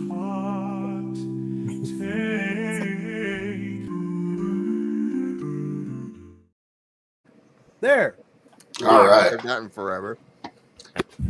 So today, I want to bring up. We're going to take a little different approach with Samuel Matthews' hot take going forward. I am going to be bringing controversial topics and little bit of different kinds of discussions that I want everybody's input on. JP, wake the fuck up. No, it's okay. He wants to be mean. He wants to be disrespectful. I'm going to beat his ass December 6th. So. Oh, I forgot about that. Yeah. Anyway. Because. So anyway, I want to talk about the topic of losing and protecting your character and protecting your whole shenanigans. So my first question is, do wins and losses matter? So I'm going to be 100% honest with this. Yes and no. And as someone who took a lot of L's in their first 2 years of their career, I don't believe wins and losses. We all know what the sport is. So no, the wins and losses don't matter. The storyline does. Like if we can, you can look at Zack Ryder's partner, Brian Myers. He lost 2 years straight, but that was the build up to them winning the titles of WrestleMania, which is cool. Right. So they can matter, but at the same point, I don't think they do matter. Okay, let me ask you this, because it seems like everybody agrees that they don't matter. I'm going to follow up with the question of, when do they matter? I think they matter when you are on honestly, to build up to something. If you're building up to, like, say, you're the champion, keeping the belt, maybe losing it. I'm gonna use myself. I apologize, but it makes sense. So when I was on the streak with the Maine State Championship, I kept winning. When Joey beat me, it meant something. Like, oh shit, he dropped the belt. You know, until he decided. No, stop. We're not going that far into it. So, but Joey, but the win itself meant something at that doesn't point. matter, right? Yeah. Think about that. Do my wins matter? Nope. I'm not talking. You remove storyline, because the only time a win can actually mean something is if it's in a storyline. If it's built, if there's a payoff necessarily to it. JP, you had something you wanted to say? I hate to say this just for this moment of instance, but there's one way I could agree with this with multiple reasons. I have had matches where I have lost that have looked better than me winning in certain scenarios. For example, I will take the most recent events that have occurred in my career. Me and Johnny Pierce tag teamed at MEW against Stormy Savage, and it was supposed to be Donkey Boy Bandit. That just hit YouTube, by the way. May or may not have put a hurting on Donkey Boy. May or may not have hurt him to the point that we made it a handicap match.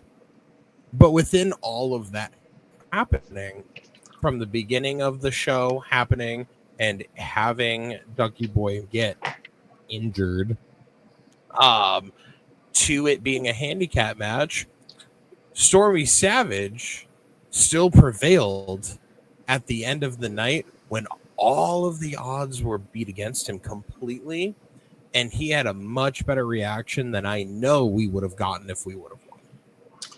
Little pull behind the curtain. Okay, so we pull that back behind the. So we pull that back behind the curtain, but again, it's all dependent on storyline, right? So, like, storyline wise, it made sense for Storm and Donkey to go over in that match, right? But would it have been wrong if you guys went over?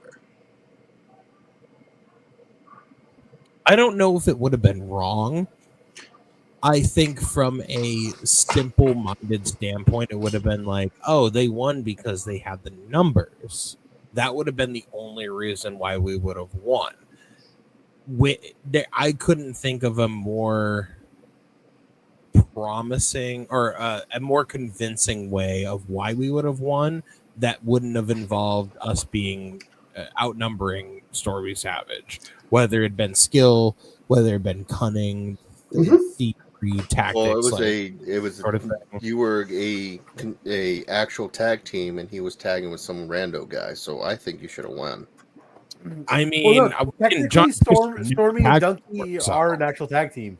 Okay, so Donkey wasn't there. Somebody else. So let me stop this real quick because I want to point something out here. So the storyline that ended up happening was that Storm ended up overcoming the odds against JP and Johnny Pierce, and Donkey ended up getting his comeuppance a little bit with a fucking chair at the end, right? Right? So universally, can we say that was the right choice? Sure. Because it's my experience, yes, I would. Okay, I'm gonna take.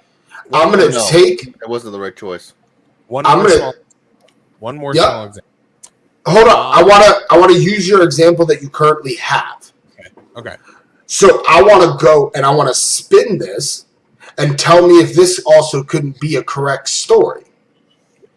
JP and Johnny Pierce take out Donkey Boy Bandit like they did. Forever. And then you go against Storm and you absolutely obliterate him and just underhanded tactics. You're grabbing his eyes. You're just cheating to cheat, and you absolutely put a beating on him. You now have a new established vicious heel tag team in the tag team division. You have two guys who are now established as being extra vicious. They just took out one tag team member, and then they just decided this guy thought he was going to be Superman and just got steamrolled. So now you have a whole new tag team in the tag team division who needs to be feared because they just took out well-known Donkey Boy and Storm who have a history here in MEW. What about that story? Which one's right? Which one's wrong? I mean, I guess it just all depends on the fans' perspective at that point. Yeah. So therefore, there has to be fans in the crowd to be. So therefore, we come. So therefore, we come to the idea Hope he's that on this podcast because somebody didn't lost their bookend. We come to the idea that Okay. the idea, in my opinion, the idea of someone deserving something in wrestling, whether they should win, lose, the booking decision, the whole 9 yards, who should be booked, it's all subjective. It's all up to the person who's in charge. So that's just something to think about because we say we don't get fired up about wins and losses, but tell me one person who doesn't get a little charged up about, if they find out they're losing to someone. Can I tag on that one? Sure. So that is something, yes, you are not. By the way, I'm going to look in weird spots. My camera's in a weird spot tonight. That is something I actually have to agree with because we do get sometimes fired up about, like, you go to a show and it's like, oh, you're losing to this guy. Why? Well, because I booked it. Why? Because, like, sometimes, like, we look at our, like, we think we know our spots. And, like, some of us do, some of us don't. And sometimes our spots are different from company to company. That happens, right? But every now and then you literally will ask why I'm doing this. Because, and here's the thing. I've said it multiple times. I want to show up and do my job and and have the best match I can. I don't care if I win or lose, generally. But sometimes I just want a quick explanation, especially if it doesn't make say the month before I was there and I was super over and I won, blah, blah, blah. I don't mind if I lose the next month, but it's like, sometimes you just want a little bit of clarification. But did that make sense to everyone? I hope. No, it makes sense, but sometimes that clarification is just because they need somebody to lose. Oh, which is fine. Yeah. It's like, okay, Sam, I'll take this spot. Like, we were gonna work at Skip's a couple months ago, right? And say Larry came up to us and Larry's like, all right, Dylan, I need you to lose to Sam. I'm like, I'd be like, all right, cool, whatever. I generally don't care, but sometimes it's like, you've lost to this guy 6 times in a row, maybe give him a win type thing. I don't know. So I think no, I get what you're saying, but I think sometimes we try to make more out of things than it really needs to be. So, for instance, sometimes we need to remember that a show is just a one-off show. Yeah. It's not anything storyline based. And it doesn't mean that the company doesn't have storylines in other places, maybe. But in that particular place, and you find this with like charity shows and fair shows, like there's not necessarily a story. It's a one-off show, so it doesn't make a difference if you can lose 85 times because you're going to lose 85 times in front of a different audience. Actually, a great example of that was this Thursday. We worked at Denny's Horizons. I took on Stormy Savage, and Storm's normally a good guy, and he was not the good guy this time. And we just had a fun, stupid match. So, and Cat's nice because he just took a shot at Priscilla.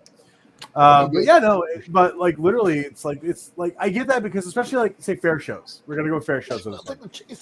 I've literally worked a fair show where I've worked 2 shows in the same day, lost the first one, but won the second one. So, I mean, all I'm saying is, I think the wrestling business improves. There was a tweet by Bear Bronson. Can somebody pull that up real quick? Friend of the show, Bear Bronson. While we pull that up, Big Cat, while you pull that up, another I want to get out of the way as far as your perspective of is winning or losing important. A throwback to. Hold on real quick. I gotta laugh. I went to look up Bear Bronson. I was like, wait, I have Joe as a friend on Facebook. It's Joe.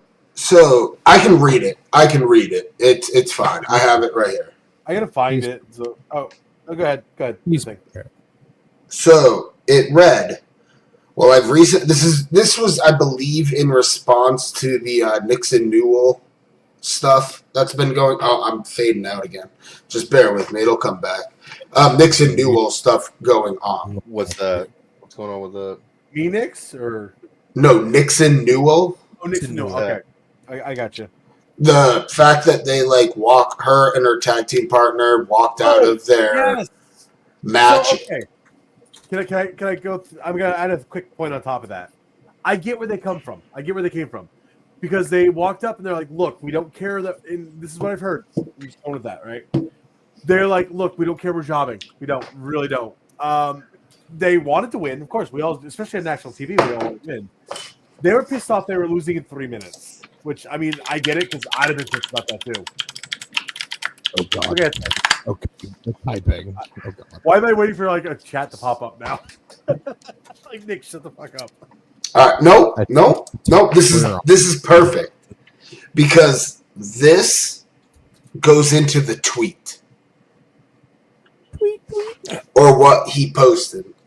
While I've recently discussed being unhappy with character/gimmick related stuff, fact is, losing matches is what kept me a paying job for 4+ years. It's true. Even my 2 best matches of 2025, I lost. The effort you put in to your performance, bell to bell, regardless of the outcome, is greater than anything. Was one of those matches he lost to Danny DeMonto? I'm curious. No, I think the one was probably Matt Tremont, their death match. Yeah. Yeah. It may not have been a tweet. It's just something that I saw that he had posted. Yeah, just trying to see if there was any. Hey, is Afa Noi Might have been on Instagram or something. Fuck, what's his name? Manu. So That's Manu? Oh, I know how to do this. Anyway, this then leads me to really say, like, also Nix Newell, before appearing on AEW, was bitching and moaning online that she hadn't been receiving any bookings. And she didn't understand why. Then she gets the AEW stuff, and then walks out of it. So my question then is, if you can't get yourself over in 3 minutes, well, right? I mean, if it's a jobbing, you're not going to be getting yourself over at all in 3 minutes. Because the job or what, maybe you have a spot and the rest offense goes to them. Against an already strongly established tag team in TJ.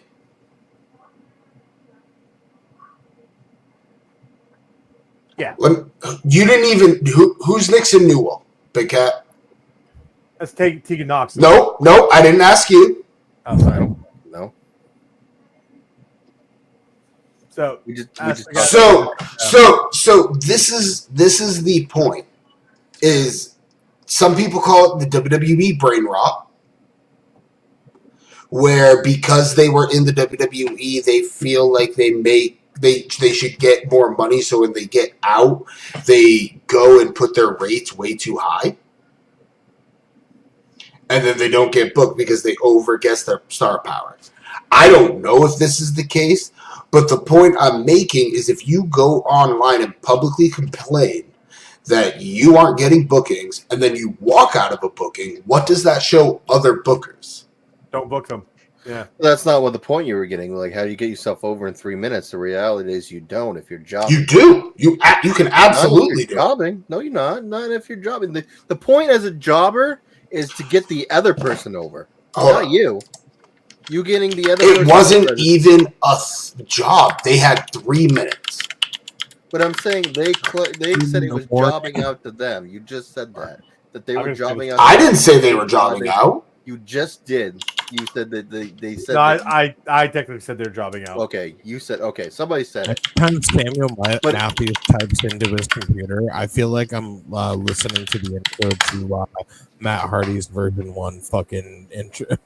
If they weren't jobbing out, I can think of Mike Wazowski. Then yes, you can still get yourself over. You can still not getting over, but you can still do it as a good performance of here and there, whatever. So, but walking out of any promotion, even if you're formerly from the WWE, whatever, I think it's just a bad taste. Unless you are doing if you're a big top. But then again, that goes to your point of people having the WWE rot. But I'm saying my problem is if you're on the indies, this is why I didn't like the dark matches televised for AEW, even though it was awesome. You have Channing Thomas, BRG, and I can't remember who else was it. It might have been Love Doug that did a dark match against 4 minutes and lost to Matt Hardy. And all they came out and went, because Brett told me the story. Brett was like, they walked out a minute before the match and went, okay, so you guys had 15, we're cutting you down to 6, and Matt's going over. So Brett was like, well, we just let Matt Hardy get his shit in. Right. And that's the thing. It's like these are the top guys on the industry in Maine right now, including Channing Thomas, BRG. They were doing a big fucking thing for Limitless at that time, and they were basically jobbed out. Yeah, they were. That's when they were prestigious, right? Yeah. Right. But let me ask you this, because then this also translates to something else. The casual fan isn't gonna necessarily understand. They're looking so AEW though. It doesn't matter. It doesn't matter because these guys, right at that point in time, they were big in New England. Brett hadn't gone to MLW yet. No, not that point. No. Channing Thomas hadn't necessarily gone into Dreamwave and done all the stuff that he had at that point. No. Okay, so these guys are brought in and they understand their role, that they're brought in to put over somebody else. That is a different situation entirely. You can't. That's not jobbing. Like, everybody throws the word jobbing around a lot. Oh, if I lost, I job. If I No, but what they didn't like get any offense in, that's what I consider jobbing. If you were going out there and the person that you are standing across from you is doing everything and you do literally no offense, you are jobbing to them. so the term jobber comes from the idea that losing is their job. So the only thing that they do, and the term jobber came from, is the idea that all they do is lose. That term gets thrown around so aggressively. I see it more as your job is to get the other person over. You're jobbing to the other person to make them look good. That's the way I see it. No, that's doing the job for somebody, but that's not jobbing. JP's being quiet over here. Do you have any 2 cents reading worth? fucking active fucking tweets right now that are just all over the place. I apologize. They're just a bunch of shit on. All I'm saying is people care way more about wins and losses than they want to admit. People get way more butthurt about things that really don't matter. To go back to that, from my perspective, we'll take a little time lapse back to 2022. I was in this whole fucking deathmatch realm of doing shit, doing a bunch of fucking hardcore shit, and did a lot of fucked up shit. I basically got to a point where I said, fuck it, I don't give a fuck what I do. I just want to have fucking fun, do whatever the fuck it is with people that I never imagined that I'd fucking do it with. So here we are, 2022. I started this summer, or it started as a summer of violence sort of thing, and it ended up spanning up until the end of the year. And basically, it was just an entire rest of the year of different scenarios of ultra violence. So, like, I had the opportunity to share the ring with guys like Slade, guys like Bam Sullivan, guys like Akira. And over those times, I lost all of those matches. I took the pin in all of those matches that I wanted to do. That it's something that I love to do. The match type that I favored it. I had control of all of those matches happening, and I still lost. But the reason behind those matches was so that in the end game, my goal was to face one of the most decorated deathmatch wrestlers in the U.S., Matt Tremont. That didn't end up happening. So because that didn't end up happening, the end result of the storyline that involved a very conniving, evil fucking person, one in Mr. Scotty Cerriti. Was that the one with Screwdriver? He was the one. Spot? He managed all of the people that I had taken on and had lost to. And eventually he was going to give me what I wanted because he felt bad for how many times I had lost to all of these people. And then when that time came to be, shit had happened. So he had to scramble and come up with a last minute opponent. And it ended up being somebody that I knew very well. And in the end game, after all of the shit that I'd gone through for the entirety of almost 6 months, I ended up prevailing at the very end. And did I think that win was worth it? No. I didn't think that. I think all of my losses meant more to me than that one win did. Because in the event of that one win happening, I still got to go on and perform at the company in which Matt Tremont ran at H2O I went down to Jersey and got to show off all the crazy shit that I did Okay. with people, with a guy that he had trained, and I had gotten to perform in the match that I had specialized in, and I fucking jobbed to that fucking day. Not jobbed, but like I took the pinfall in that match. But here's the thing, though. There's the difference, though, with that, though.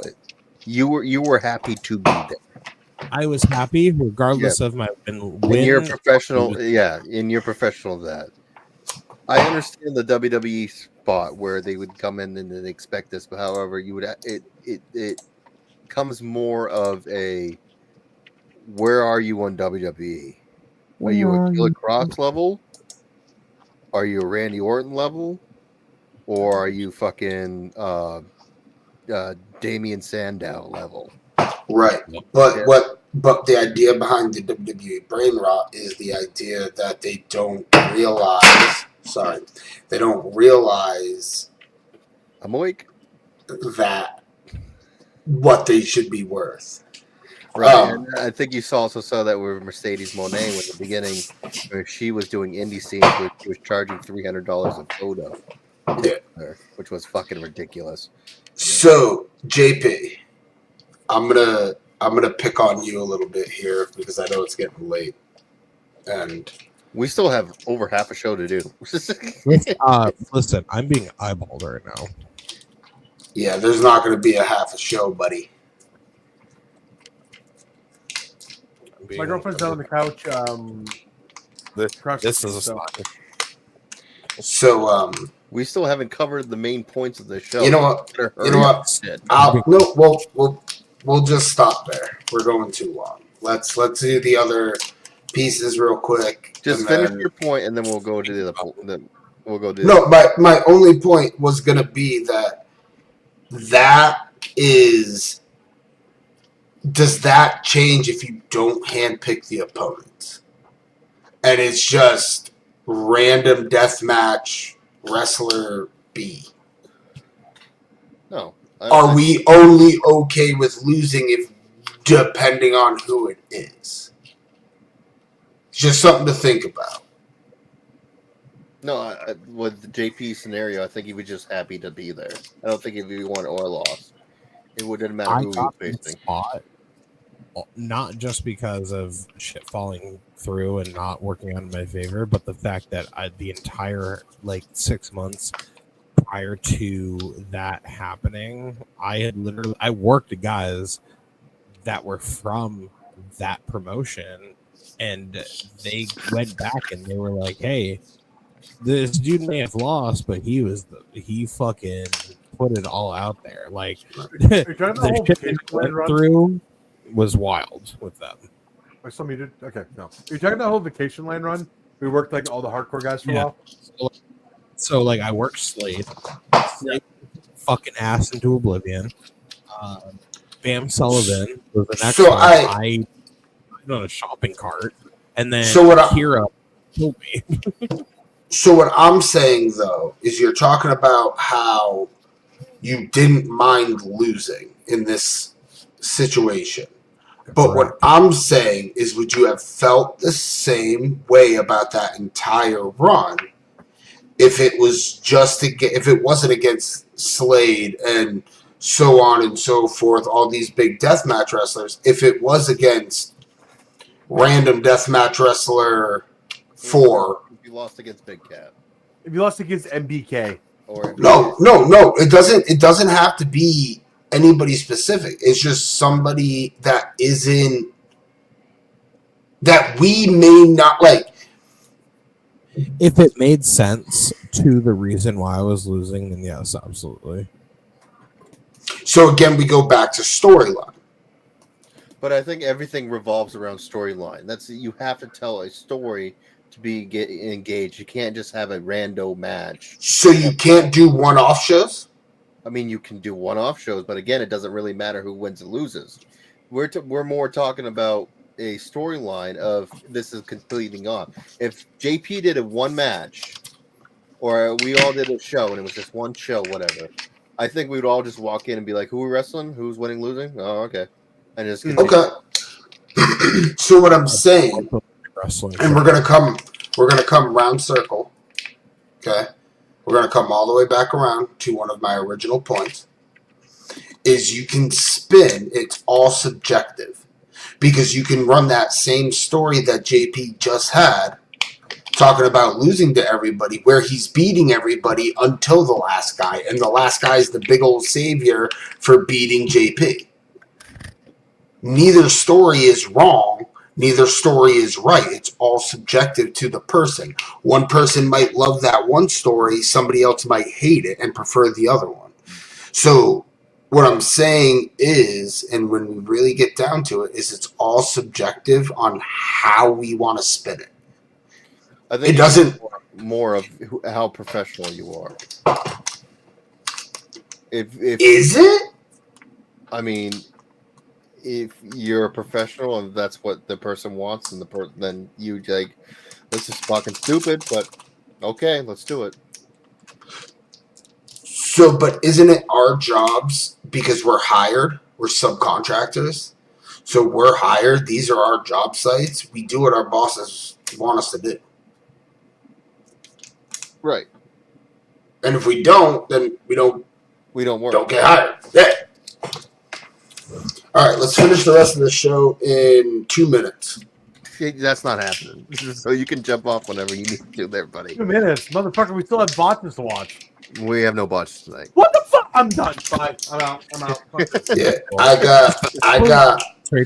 We're not even gonna get to botches. We still got 2 more fucking things to talk about. All right, let's do the thing. It's gonna be midnight by the time we get to botches. That's not No. I can't be this loud. Oh, no. Exactly, that's what I'm saying. So it's not happening tonight. It's already almost 11 o'clock. We gotta blow through this. Who's fucking with fuck?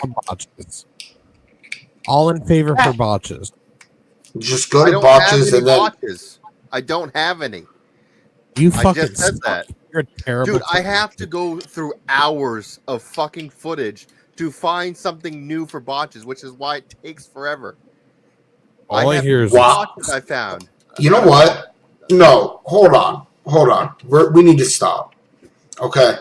I just want you to know, Big Cat, how absolutely disappointed I am in you. I don't give a fuck what you fucking think. No, I want you to listen. It's time you hear this. Okay? You have one responsibility, and that's to bring joy to our lives and our podcasters' lives, and our viewers' lives. Well, and stop. No, you listen. You listen, sir. I'm the owner of this show. You quiet down. You gotta wake this Sir, I need you to listen. Okay? I don't have anything to hide behind. We absolutely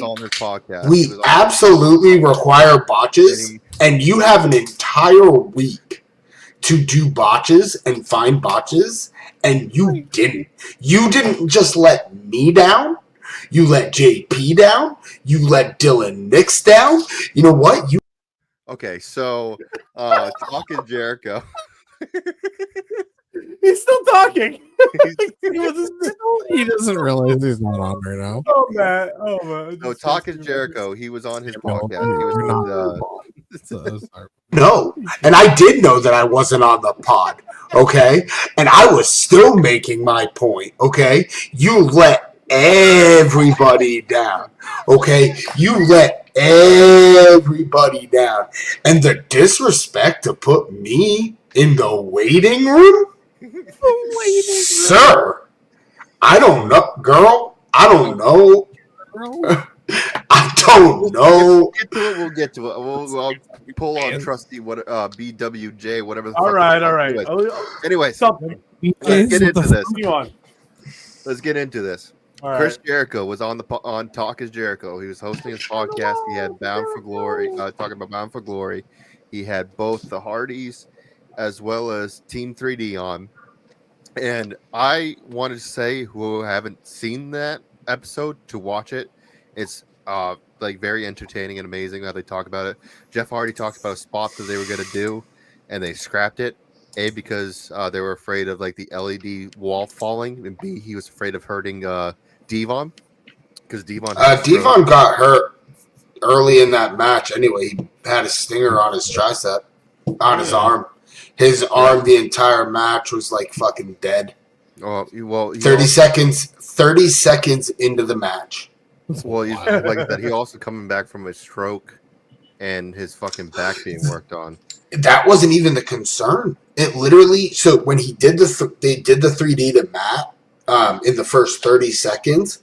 He hadn't done it for so long. When he came down, he didn't land flat with Matt. He turned and came right down on his arm, and he couldn't feel his arm for the entire match. He thought he tore his arm bicep. As someone who does a cutter, I get it. If you land just wrong doing the cutter, like all of a sudden you're like, oh, that now doesn't feel right anymore. Yeah, like I've landed on my hip a couple times with cutters. Where you're just like, Jesus Christ. Yeah, we've all fucked up something, and it fucking sucks. I fuck up a hip toss from time to time and freaking throw up my back. I mean to change the subject completely at all, but I had just come across some of the photos from the GCW show at Yarmouth. I didn't realize that Shotzi Blackheart had a tattoo of Danhausen on her. That's hilarious. That's hilarious. They acknowledged this before the fucking match. I'm just like, I was scrolling and I saw the tattoo and I go, how the fuck? I'm glad you're paying attention to the podcast. Anyways, totally so this was actually taken off the podcast because, well, on YouTube, I don't know about the live. A, because you couldn't find this clip at all. And B, if you actually go into their YouTube, for those who don't know, you could do things in chapters, which makes it easier for the audience. If you're looking for something, you can just scroll through. And the chapters were off by like a minute or two, whatever. So Chris Jericho, before they even started the conversation, he made this comment about AEW, the fact that he how he felt how TNA was doing compared to what AEW was doing. He was saying, because he claimed that and it looked 100% looked like it was like a WrestleMania. That TNA show was like the biggest, and we all were actually technically supposed to be there. We were all talking about it, but it came up to like $1,000 for all of us, like $200 a ticket for us just to be there, and that wasn't including if we wanted to bring our wives or anybody else with us. Oh, I wouldn't be going by myself. I don't know what you think. Yeah, so it would have been even more than that. So that's why we didn't go. But Chris Jericho makes the comment about AEW, AEW size. Crowd looked huge. It looked huge. It was like a WWE level crowd. The place was packed. I was watching this and, not saying anything out of school here, but comparing it to watching Dynamite when they were at the ECW arena, which looked like a Tony Condello taping. Sorry, it did. TNA looked like the second biggest company in the world. And that was amazing. And the presentation was amazing. I mean, it looked like a WrestleMania. It really did. So that's what the clip everybody was pulling out, that him, saying like what we've all been saying, that AEW is like their size. It seems like their size is getting smaller and smaller.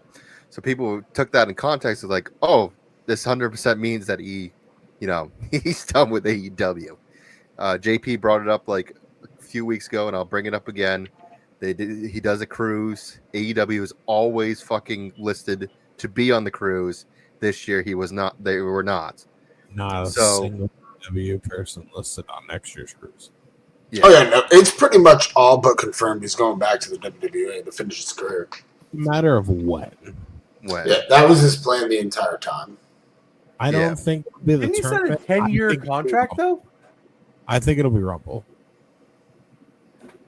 I don't know when his contract ends. Whatever. I don't know. Zack Ryder showed up at SmackDown tonight. We were talking about that earlier. I was breaking news while it was happening. But no, seriously, I thought he signed like a 10-year contract with AEW. Did he not? Who the fuck is going to sign a 10-year contract with any Jericho? Because you signed 10-year contract for $1 million. Whether it's a promotion, whatever. Nobody's going to sign. The man for $1 million, a 10-year contract for $1 million, or $1 million a year. It's 100. My mouth is terribly off. That's like less than $100,000 a year. Fuck that. All right, I am gonna get out of here You because get out of here. I'm gonna get yelled at, and I hope we get want that. Looks like somebody else is putting the creator in their place. somebody's. No. It's called keeping peace. Oh, and I love her. So Jericho's contract apparently is expiring. All right. Well, there you go. Well, do your So, fucking you know plugs what? before you get out of here. Oh, I don't have it. Just Sammy Matthews Wrestling on platforms, and JP, you might want to think about doing the goddamn same because if she's giving you looks, you're gonna get your ass beat if you don't listen. She's She's out. not go. All right, She's asleep. all right. Well, it was a pleasure being back. I will be back more often.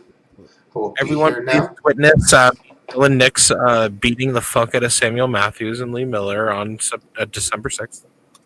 That's not gonna happen. I'd say we make it a title match, but you don't have the titles, so. Yeah, they're two pussies to fucking want to do that. I mean, I currently have. Well, Which tag title would you like me to defend against you? Oh, wait. By the time we walk into December 6th, I should have. Well, it can't be the single one that titles. Drake Lovecraft is holding from you. It's called. They're it's a group Freebird title. ruling that shit. Hmm. They don't even know who the Freebirds are, and they're gonna Freebird rule that shit. What are you talking about? Who are the Freebirds? if we win the titles, Michael I don't- Hayes. Okay. like I know him. That's the only one that mattered. That's the only one that did anything with his P.S. career. Hayes, When Knicks win. Damn Gordy. Dylan Nix and Big Cat win. Come on, man. And my brain just blanked on Ronnie Garvin. There we go. I was like, Jesus Christ, I know the third one. You were just And giving the- him shit and you almost forgot. And the only one that's still relevant and anybody talks about. Yes, boy. Anyways, December 6th, you can see them in Orno. JP and Dylan Nix versus. It's not Orno, it's Indian Island. I'ma spank them. I'ma spank them like It's their down the parents should road. have. I might have to just stop in to make sure. If we win the titles, Oh, you're gonna show up this time? JP, they don't have the titles. The problem has the titles. I had a kid They have to last whip time. their ass. Oh, you're gonna show up this That's the time? problem. You're gonna show up this time? All right, I'm getting out of here before. Get out of here. Oh. Before. All right, Go. bye guys. Later. Oh, yeah. Bye. bitch. Remind me to fire him. What? You signed a contract in his ass. Who the That's fuck irrelevant. signed the fucking contract? That's to do irrelevant. it? Anyways. Jesus Christ. So yeah, I see Chris Jericho coming back to WWE. Maybe we'll see him. The last opponent for John Cena will be Chris Jericho. I still say it should be Edge. Honestly, Edge would make the most sense. But But here's the thing. This is the other point that I wanted to get into. We just saw that John Cena beat Dominic Mysterio.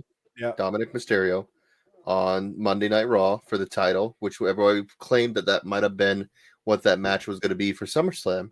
Could we see Edge versus John Cena at SummerSlam? that would be cool. I think too. One of the reasons they wanted to have Dom lose the IC title is because he also has the AAA heavyweight title right now. Yeah, And they wanted to make the AAA title look a little more important than the Did mid-card you title. make that point last time, or did JP make that point last time? Jay Pizzle made it. I don't remember. Goddamn, But, probably. I don't fucking remember. I You know do. what's most important? That one right there. I do have a clip from that match, so this was pretty fucking funny. Here's where we get canceled. Nope, this is the Stamp Cam. So Dirty Dom doing his thing. He goes out and grabs a chair. Love how just there's chairs just waiting for him to go out and grab. I don't understand how the ref doesn't understand this the bullshit he's going to do at this point. Gets around, throws it to Cena, and Cena's just like, fuck you, throws it back over just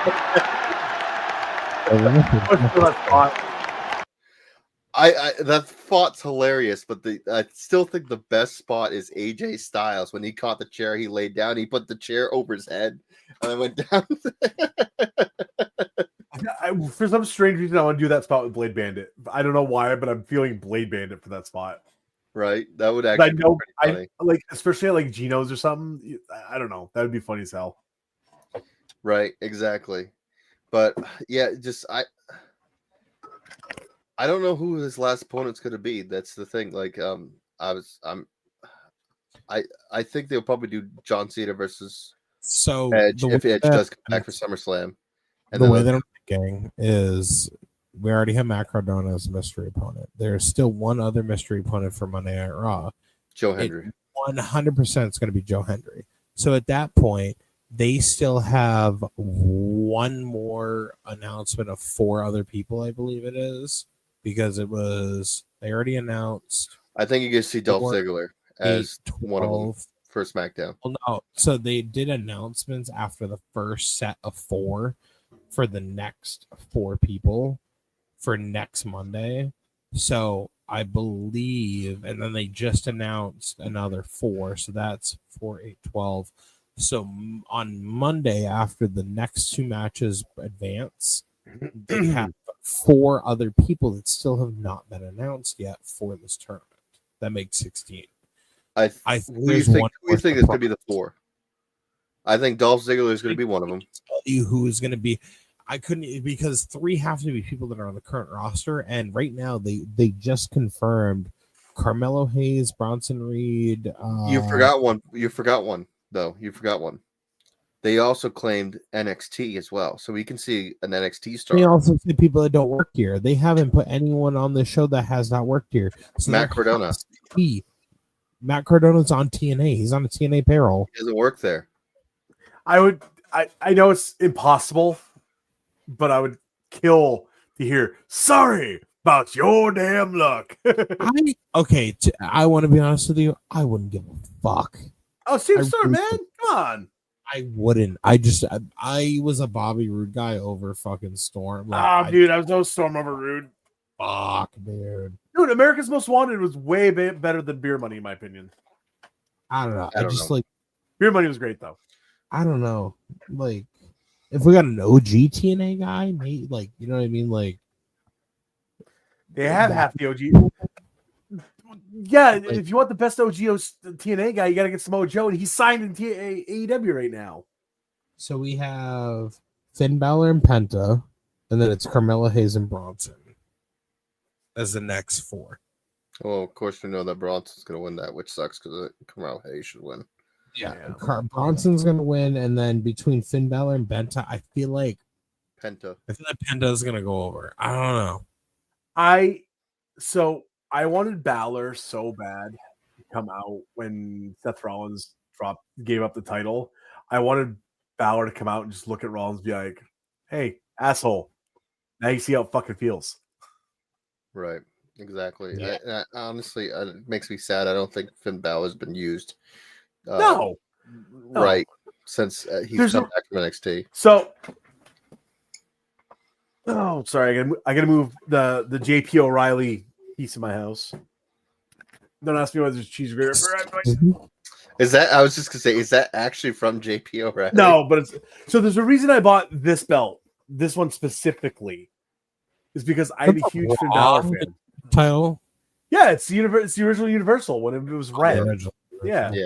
I do have the Balor plates for it. I just don't know where they are at the moment. They're packed in the other room somewhere still. But the reason I bought this one is because I'm a huge Balor fan, and I was really excited when he won the damn freaking title. I was really sad when they had to give it up after a day, but I mean, you blow your shoulder out. Yeah, I get it. You got to give it up. But my problem with it is he's never gotten a rematch for the belt. Not a legit one. What, Brock Lesnar? Yeah, he's gonna. Of course, Balor's gonna lose to that to the fucking Bork Lesnar, the blonde gorilla. Bork Laser. Oh, me Bork. Woo, suplex. And that's coming from me. But no, seriously, it's just like. I don't know, man. I'd love for them to let Finn be the original Finn that was like the Prince again. When he went back to NXT and became the Prince and came back up, they should have let him have a run with that. Then they should have let him have a run with that and have the Demon show up once. And the Demon destroy whoever he was against and win the damn heavyweight title again. So, what are you gonna do? I know, right? Exactly. That's I Finn Balor retweeted me once, and I will always remember that. That was almost as cool as Demolition Smash retweeting me. Actually, responding to my tweet. Totally off topic. I should have said that.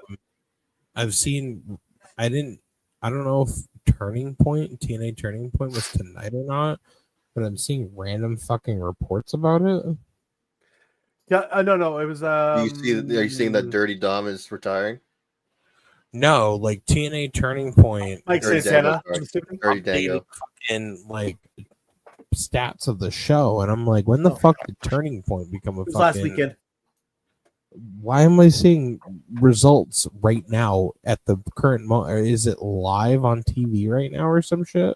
No, they wouldn't put Turning Point up against SmackDown. I have no clue. No, but like people were posting about it after SmackDown had ended. So Well, like, I'm thinking because what's going around right now is because Dango has announced that he's retiring. so for example, at Turning Point, Charlie again, this is Turning Point TNA. Charlie Dempsey, Brooks Jensen, Lexus King, Channing Lorenzo, Robert Stone, and the High Rise attacked Santino Marella, Frankie Kazarian, Mike Santana, Nick Nemeth, Steve Macklin, and Ryan Nemeth. So it was tonight, actually. Turning Point 2025 was a professional wrestling event produced by TNA. It took place on November 14th at Full Sail University. Oh, so it's live at 11 o'clock at night? What the fuck? Yep. At Turning Point, Desmond Xavier return. Made his Are we gonna return. see TNA War Games on fucking? I think so. Oh, maybe, yeah. But this is currently happening right now. Why the fuck would they thought, hey, let's do a Friday night 11 p.m. fucking pay-per-view? It's because they didn't want to run against WWE. Holy shit! Right, The why Rascals. don't you put it on fucking Saturday or Sunday? There's no pay-per-view. I don't Dude, fucking they know. got the full Rascals back together. Yeah, I saw the Rascal show. Hey, Zachary and Desmond. Yeah. But why are we doing this at 11 o'clock at night? I don't know. But did you see that Dango is retiring? Dango's retired, yep. And he was supposed to be on the most recent EWA. EWA, yep. Yeah. That's right.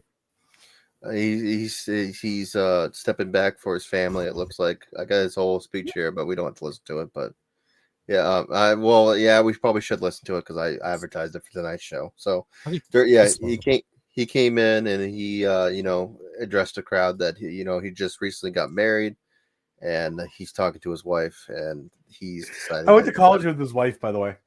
Fun little fact. Yeah.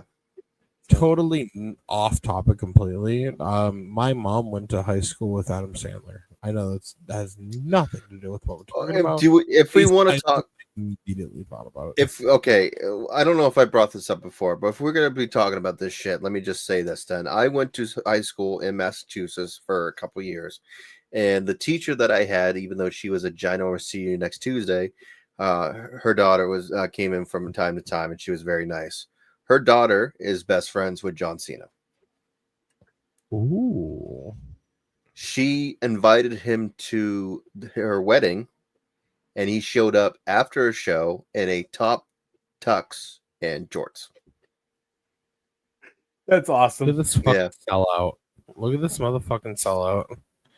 I kind of want to go buy that. Motherfucker posted it and was like, woo, woo, woo. And it just says broski of the week. You know it. I know it. And there's a broski on the front. Who you think our bud Hooligan Bam probably bought a t-shirt tonight of that? Oh, I assume so, yeah. 100%. And by the way, the shit that he's doing is fucking awesome. It's the shit that I wanted us all to do. I've been on his thing. Actually. I know.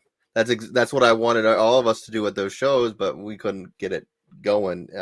But not the same style, but going in and asking fans who they wanted or whatever. But I really like the shit that he's doing. Anyways, check him out. He's on Instagram and TikTok. This is Dango's retirement speech. Just got married 2 months ago.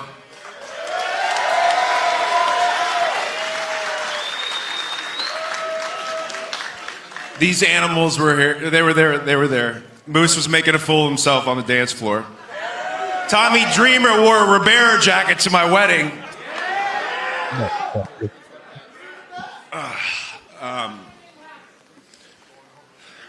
So my wife / handler and I have been talking a lot lately over the last couple weeks, and What the fuck does that mean? It's the same thing we'd say about our Shaking, girls. guys. I don't. It's the same thing we say about Tony Atlas, right? We've decided that after Genesis in January that I'm going to be retiring from in-ring action.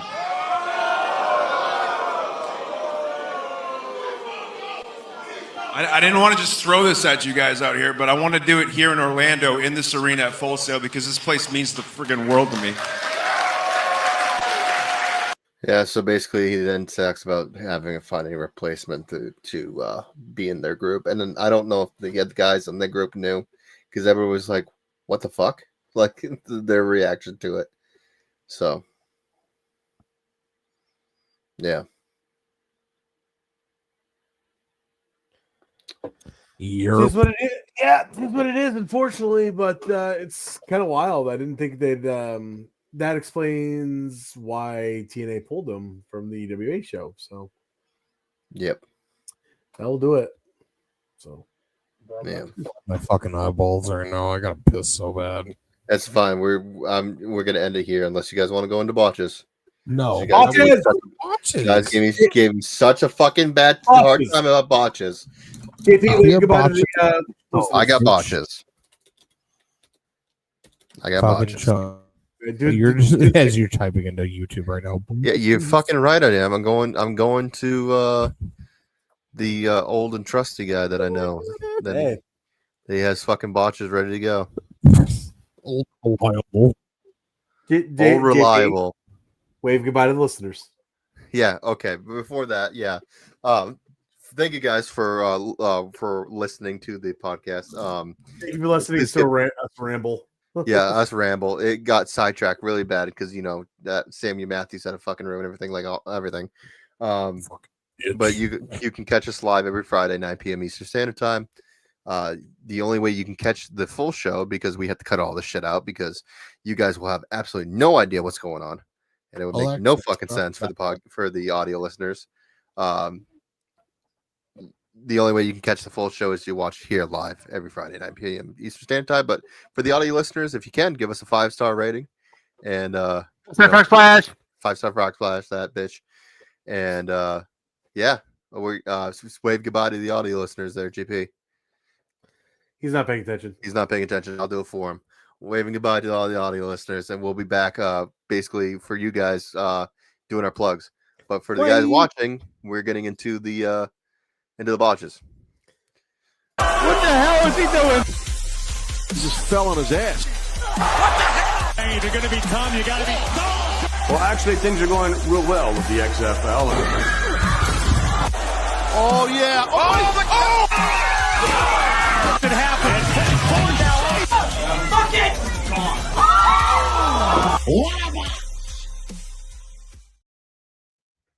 I got a botch here, but I don't know if I've already seen if we've already seen it or not.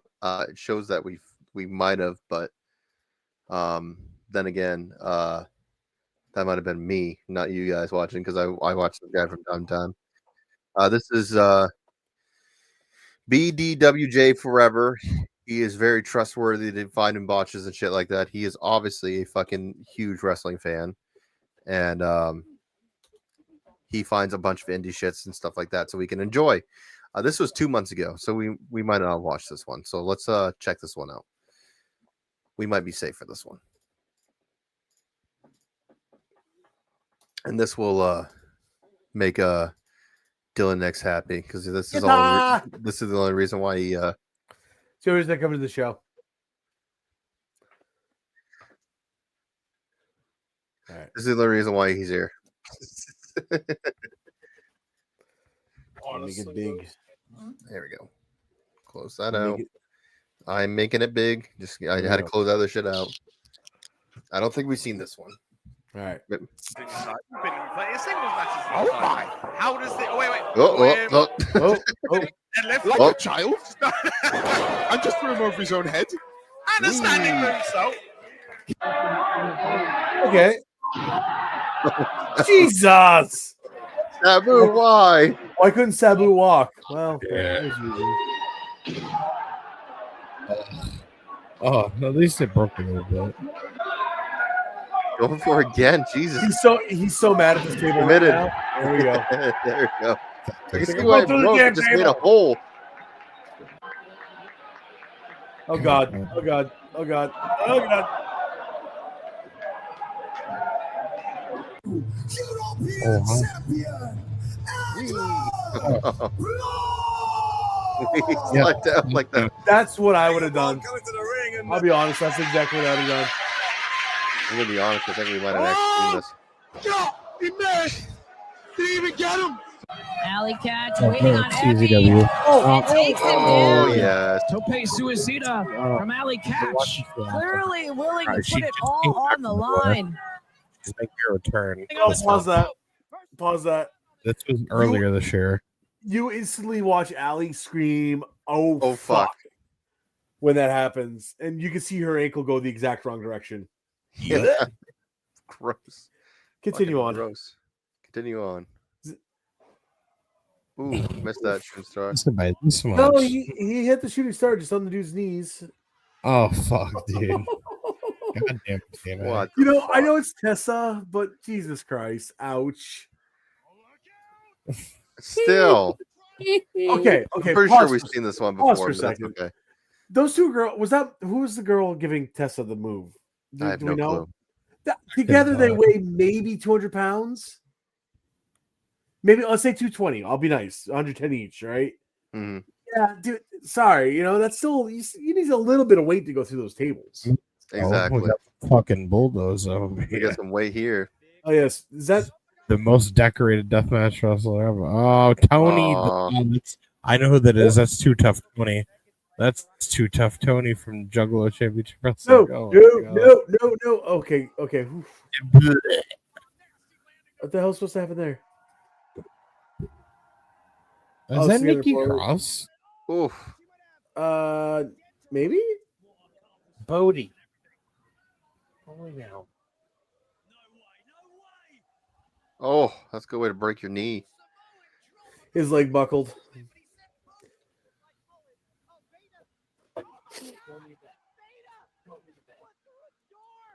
Missed the whole spot. Yep, they did. Oh, hi, Redacted. Oh, it's Dr. Redacted. Homeboy, that's my dude. He's like, Yeah, fuck. I'm pretty sure we saw this Tarzan last tried time. You can see the look on Steve's face right there, like, oh, it's Ricochet Page. You can see the look on Tarzan Steve's face here of just what the fuck. Ricky. That wasn't even a Go botch. back. Go back. Where's go the back. botch? Go back to that one. That one. That was Was that- Ricky Champagne. I know there was Ricochet Page, but is he working? Oh, there it is. Is that the homeboy that just worked at Limitless? I don't think so. He went to Limitless a couple of years ago. No, not Ricochet Page. The other dude was the British guy that worked at Limitless. I can't think his name. I thought. To be honest, I thought that was. G. I don't think so. I don't know. All right, whatever. Yeah. That just locked up for me. I know my fucking video keeps fucking up. Oof. At least they caught her. Yeah, I was gonna say good catch. She could have broke her arm. Fuck, dude. Oh, same match. Dude. I like how Ricky's like, nope, too smart for that shit because he played it off completely. Nice move. Man, that size should not be doing that shit. Oh, it's Ron Killings. Oh. What was that supposed to be? I think it was supposed It to was be. supposed to be corkscrew. Yeah. Oh. The DDT by that much. I'm holding on. Fuck. Oh, Jesus. Sammy. Oh, it's Sammy. Oh no. You know these aren't supposed to be shoot kicks, right? Did Sammy owe him money? Apparently. Oh, Boy. Good. that'd old been hilarious school. if that was the finish. Oh no. Oh, it's Necro. Necro Butcher. Oh, Necro. Come on, man. Necro to this day is still wrestling full time, and it's fucking wild. And he's like fucking decrepit at this point. Oh, Oh no, the wrist. Oh, the wrist. Please don't jump on his wrist. Oh. how you not break glass? Okay, those are supposed to break very easily. So I don't know what the fuck happened there. They hit He really drifted low. it. He drifted it. Jesus Christ. Oh, CZW. Oh, that's a broken leg. Good old fucking CZ. Oh, I got it. I mean, Oh, he fucked his leg up. Oh no, I think yeah. Okay. How you do that? I don't know. Go back. Let's find out. Oh, his foot caught as he went his over. Foot twisted, yeah. It was stuck Watch in his the left fucking- leg. Oh, Yeah. His leg was fucked already right there. why'd yeah. you kick out? I would have just kept. If that fucked up. Adrenaline at that point, man. Yeah. Adrenaline. Get it over. Hey, get it over. Just get the Get it trio over. out. Oh, man, you is that got it. Eddie? Looks That like is it. Eddie. Yeah. Oh. Oh. Oh, Dustin. Dustin. Kylan's not the scent on, whatever. Oh, that video just locked up for me. No idea what's happening. Every now and then we see our friends on here. We're like, oh, Tournament of Death, either 1 or 2 based on the scene. Didn't they cut one short because some fan stabbed another fan? No, the only Manders? nothing ever got Yeah, cut that's- short. No TOD got cut short. Nick Gage almost died, but it was the last match. This kind of got all fucky. Yeah. I could have sworn there was one event that they ended early because one fan stabbed another fan. Oh, no, Jesus. none of them have been ended early. Wow. I would have just stayed on the top rope for that move. Yeah. And this is why I don't do flippy shit. Besides the fact I'm 275 pounds. I mean, I guess that works. Oh, don't skin the cat if you can't skin the cat.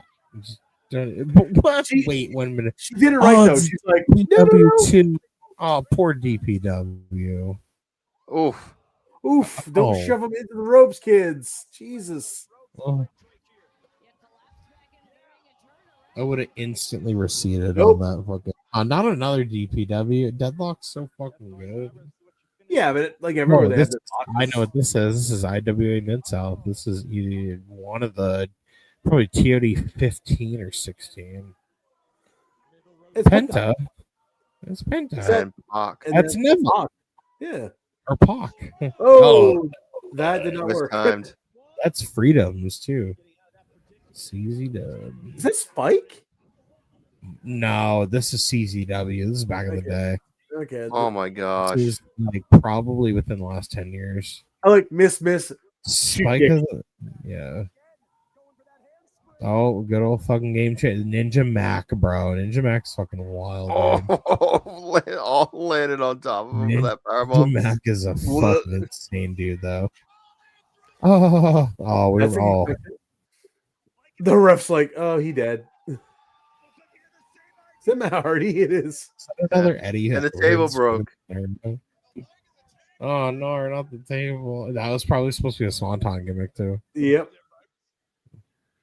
Oh, ma'am, what are you doing? Actually, they went right back. They got to like the next. Oof. I mean, it does. You couldn't really tell it. It was supposed to be. It was mistimed. Yeah. Yeah. Moose is supposed Yeah, to hit him so- just supposed to hit the mat. That Yeah. sucks because people would claim that as being like, See, no, I know what he was trying to do, and Yeah, nobody could have. You could have been a perfect. No, guy. no. Oh, CW. Oh, Okay. Nar. Oh, Nar. Is it Crowbar? I think it's Crowbar. Oh, God. My God. Death, that's what it is. Classic fucking Freedoms deathmatch shit. Danny Havoc. Now works at a fucking pizza joint full time. Used to work at AEW. This is the whole Uno's. drug thing, right? Yeah. He got fired. This is Uno's fucking promotion. CZW back in the day. Bleh, fucking 6:30. Oh. PWG. It's either before the Jewish Hall or after. Oh. Yep, there you go. No. I'll be honest, like sometimes no matter how good you are, man, it's just like your foot doesn't plant right or something. You know, shit happens. Well, Seth Rollins tripped during his Miracle entrance. Generation right here. Like I know how good Miracle Generation is. DW1. Listen, DBW is great, bro. Can't shit on him. So amazing podcast. He screwed up the flip, but he just did the whole dive over the top of works. God, some Japan shit going on. Sin Cara? No, it's fucking Is it Mystico? That's Mystico. Mystico, yeah. Oh, is that... fuck. No, this is fucking. It's the Young Bucks, but it's that's Myron Reed, isn't it? It could be Myron Reed. If this is the Jewish Hall, it might be Myron Reed. That looked like Myron Reed. So it's either that or it was Ruckus. I thought it probably was Myron Reed. All right. Oh my god. All right, I'm about to flood my fucking ass right now. I mean, All right, we can finish. We can do that. We can finish up the thing. So I had a fucking piss. Speed by Mike Bailey. All right, D-Plugs. Me? Yeah, go ahead. All right, you can find me on all social media platforms at DOTD Nix. That is DOTD Nix. I even fixed my YouTube, so it's that correct name. You can find me on ProWrestlingTees.com. Again, DOTD Nix. Jesus Christ, that homeboy almost died. Upcoming shows.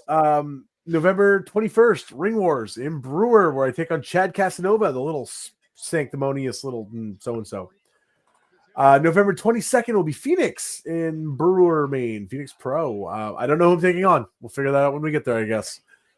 November 28th will be Main Event Wrestling in Franklin, Maine. Jesus Christ, that homeboy almost died. November 29th will be North Atlantic Wrestling Association in Farmington.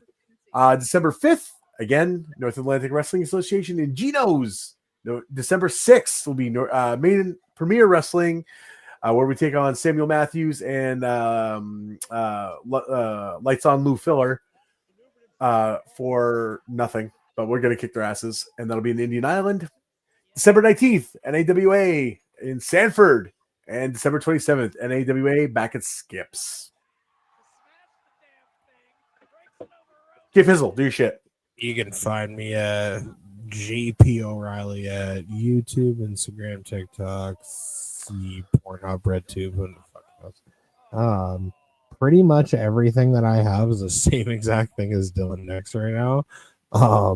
You can catch me. I am a backup in the event that somebody cancels, gets hurt, whatever, for Ring Wars. I will probably be in attendance for there. I also just looked at my calendar and realized I have 3 things fucking happening that Friday, so I don't know where the fuck I'm gonna be by the time that show starts. Between I have a fucking interview, I have to pick up my child, I have a parent teacher conference that day. I don't know where the fuck I'm gonna be. And then you can catch me from November 28th, so that's Black Friday. You can catch me in Franklin for MEW.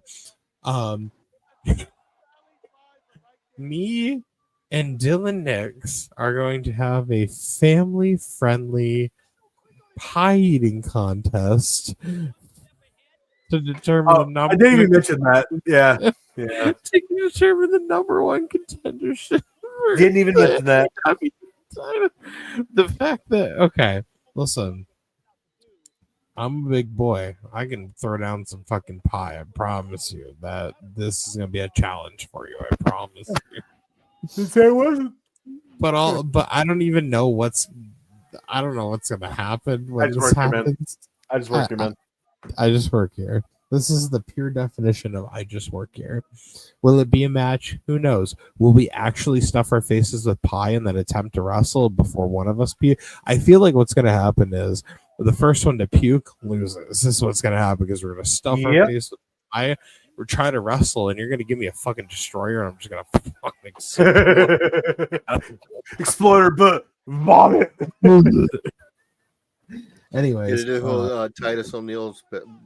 yeah, November 29th, I will be in Farmington for North Atlantic Wrestling Association, followed by December 5th, IWE reunion show, the place where JP O'Reilly was born. I can't get into too many details because what I'm doing has not been announced yet, but let me fucking tell you something. It is going to be a fucking throwback. I want to see shits and tits. Better be shits and tits. Fucking throwback of the goddamn fucking century. There's going to be so many fucking callbacks. They're going to be a penguin. I can't confirm anything. No, Punky the Penguin died in a fucking horrific fire accident. You can go watch the promo. But same with your mic. He died in a fucking horrific fire. Anyways, yeah. Remind me to buy you a mic.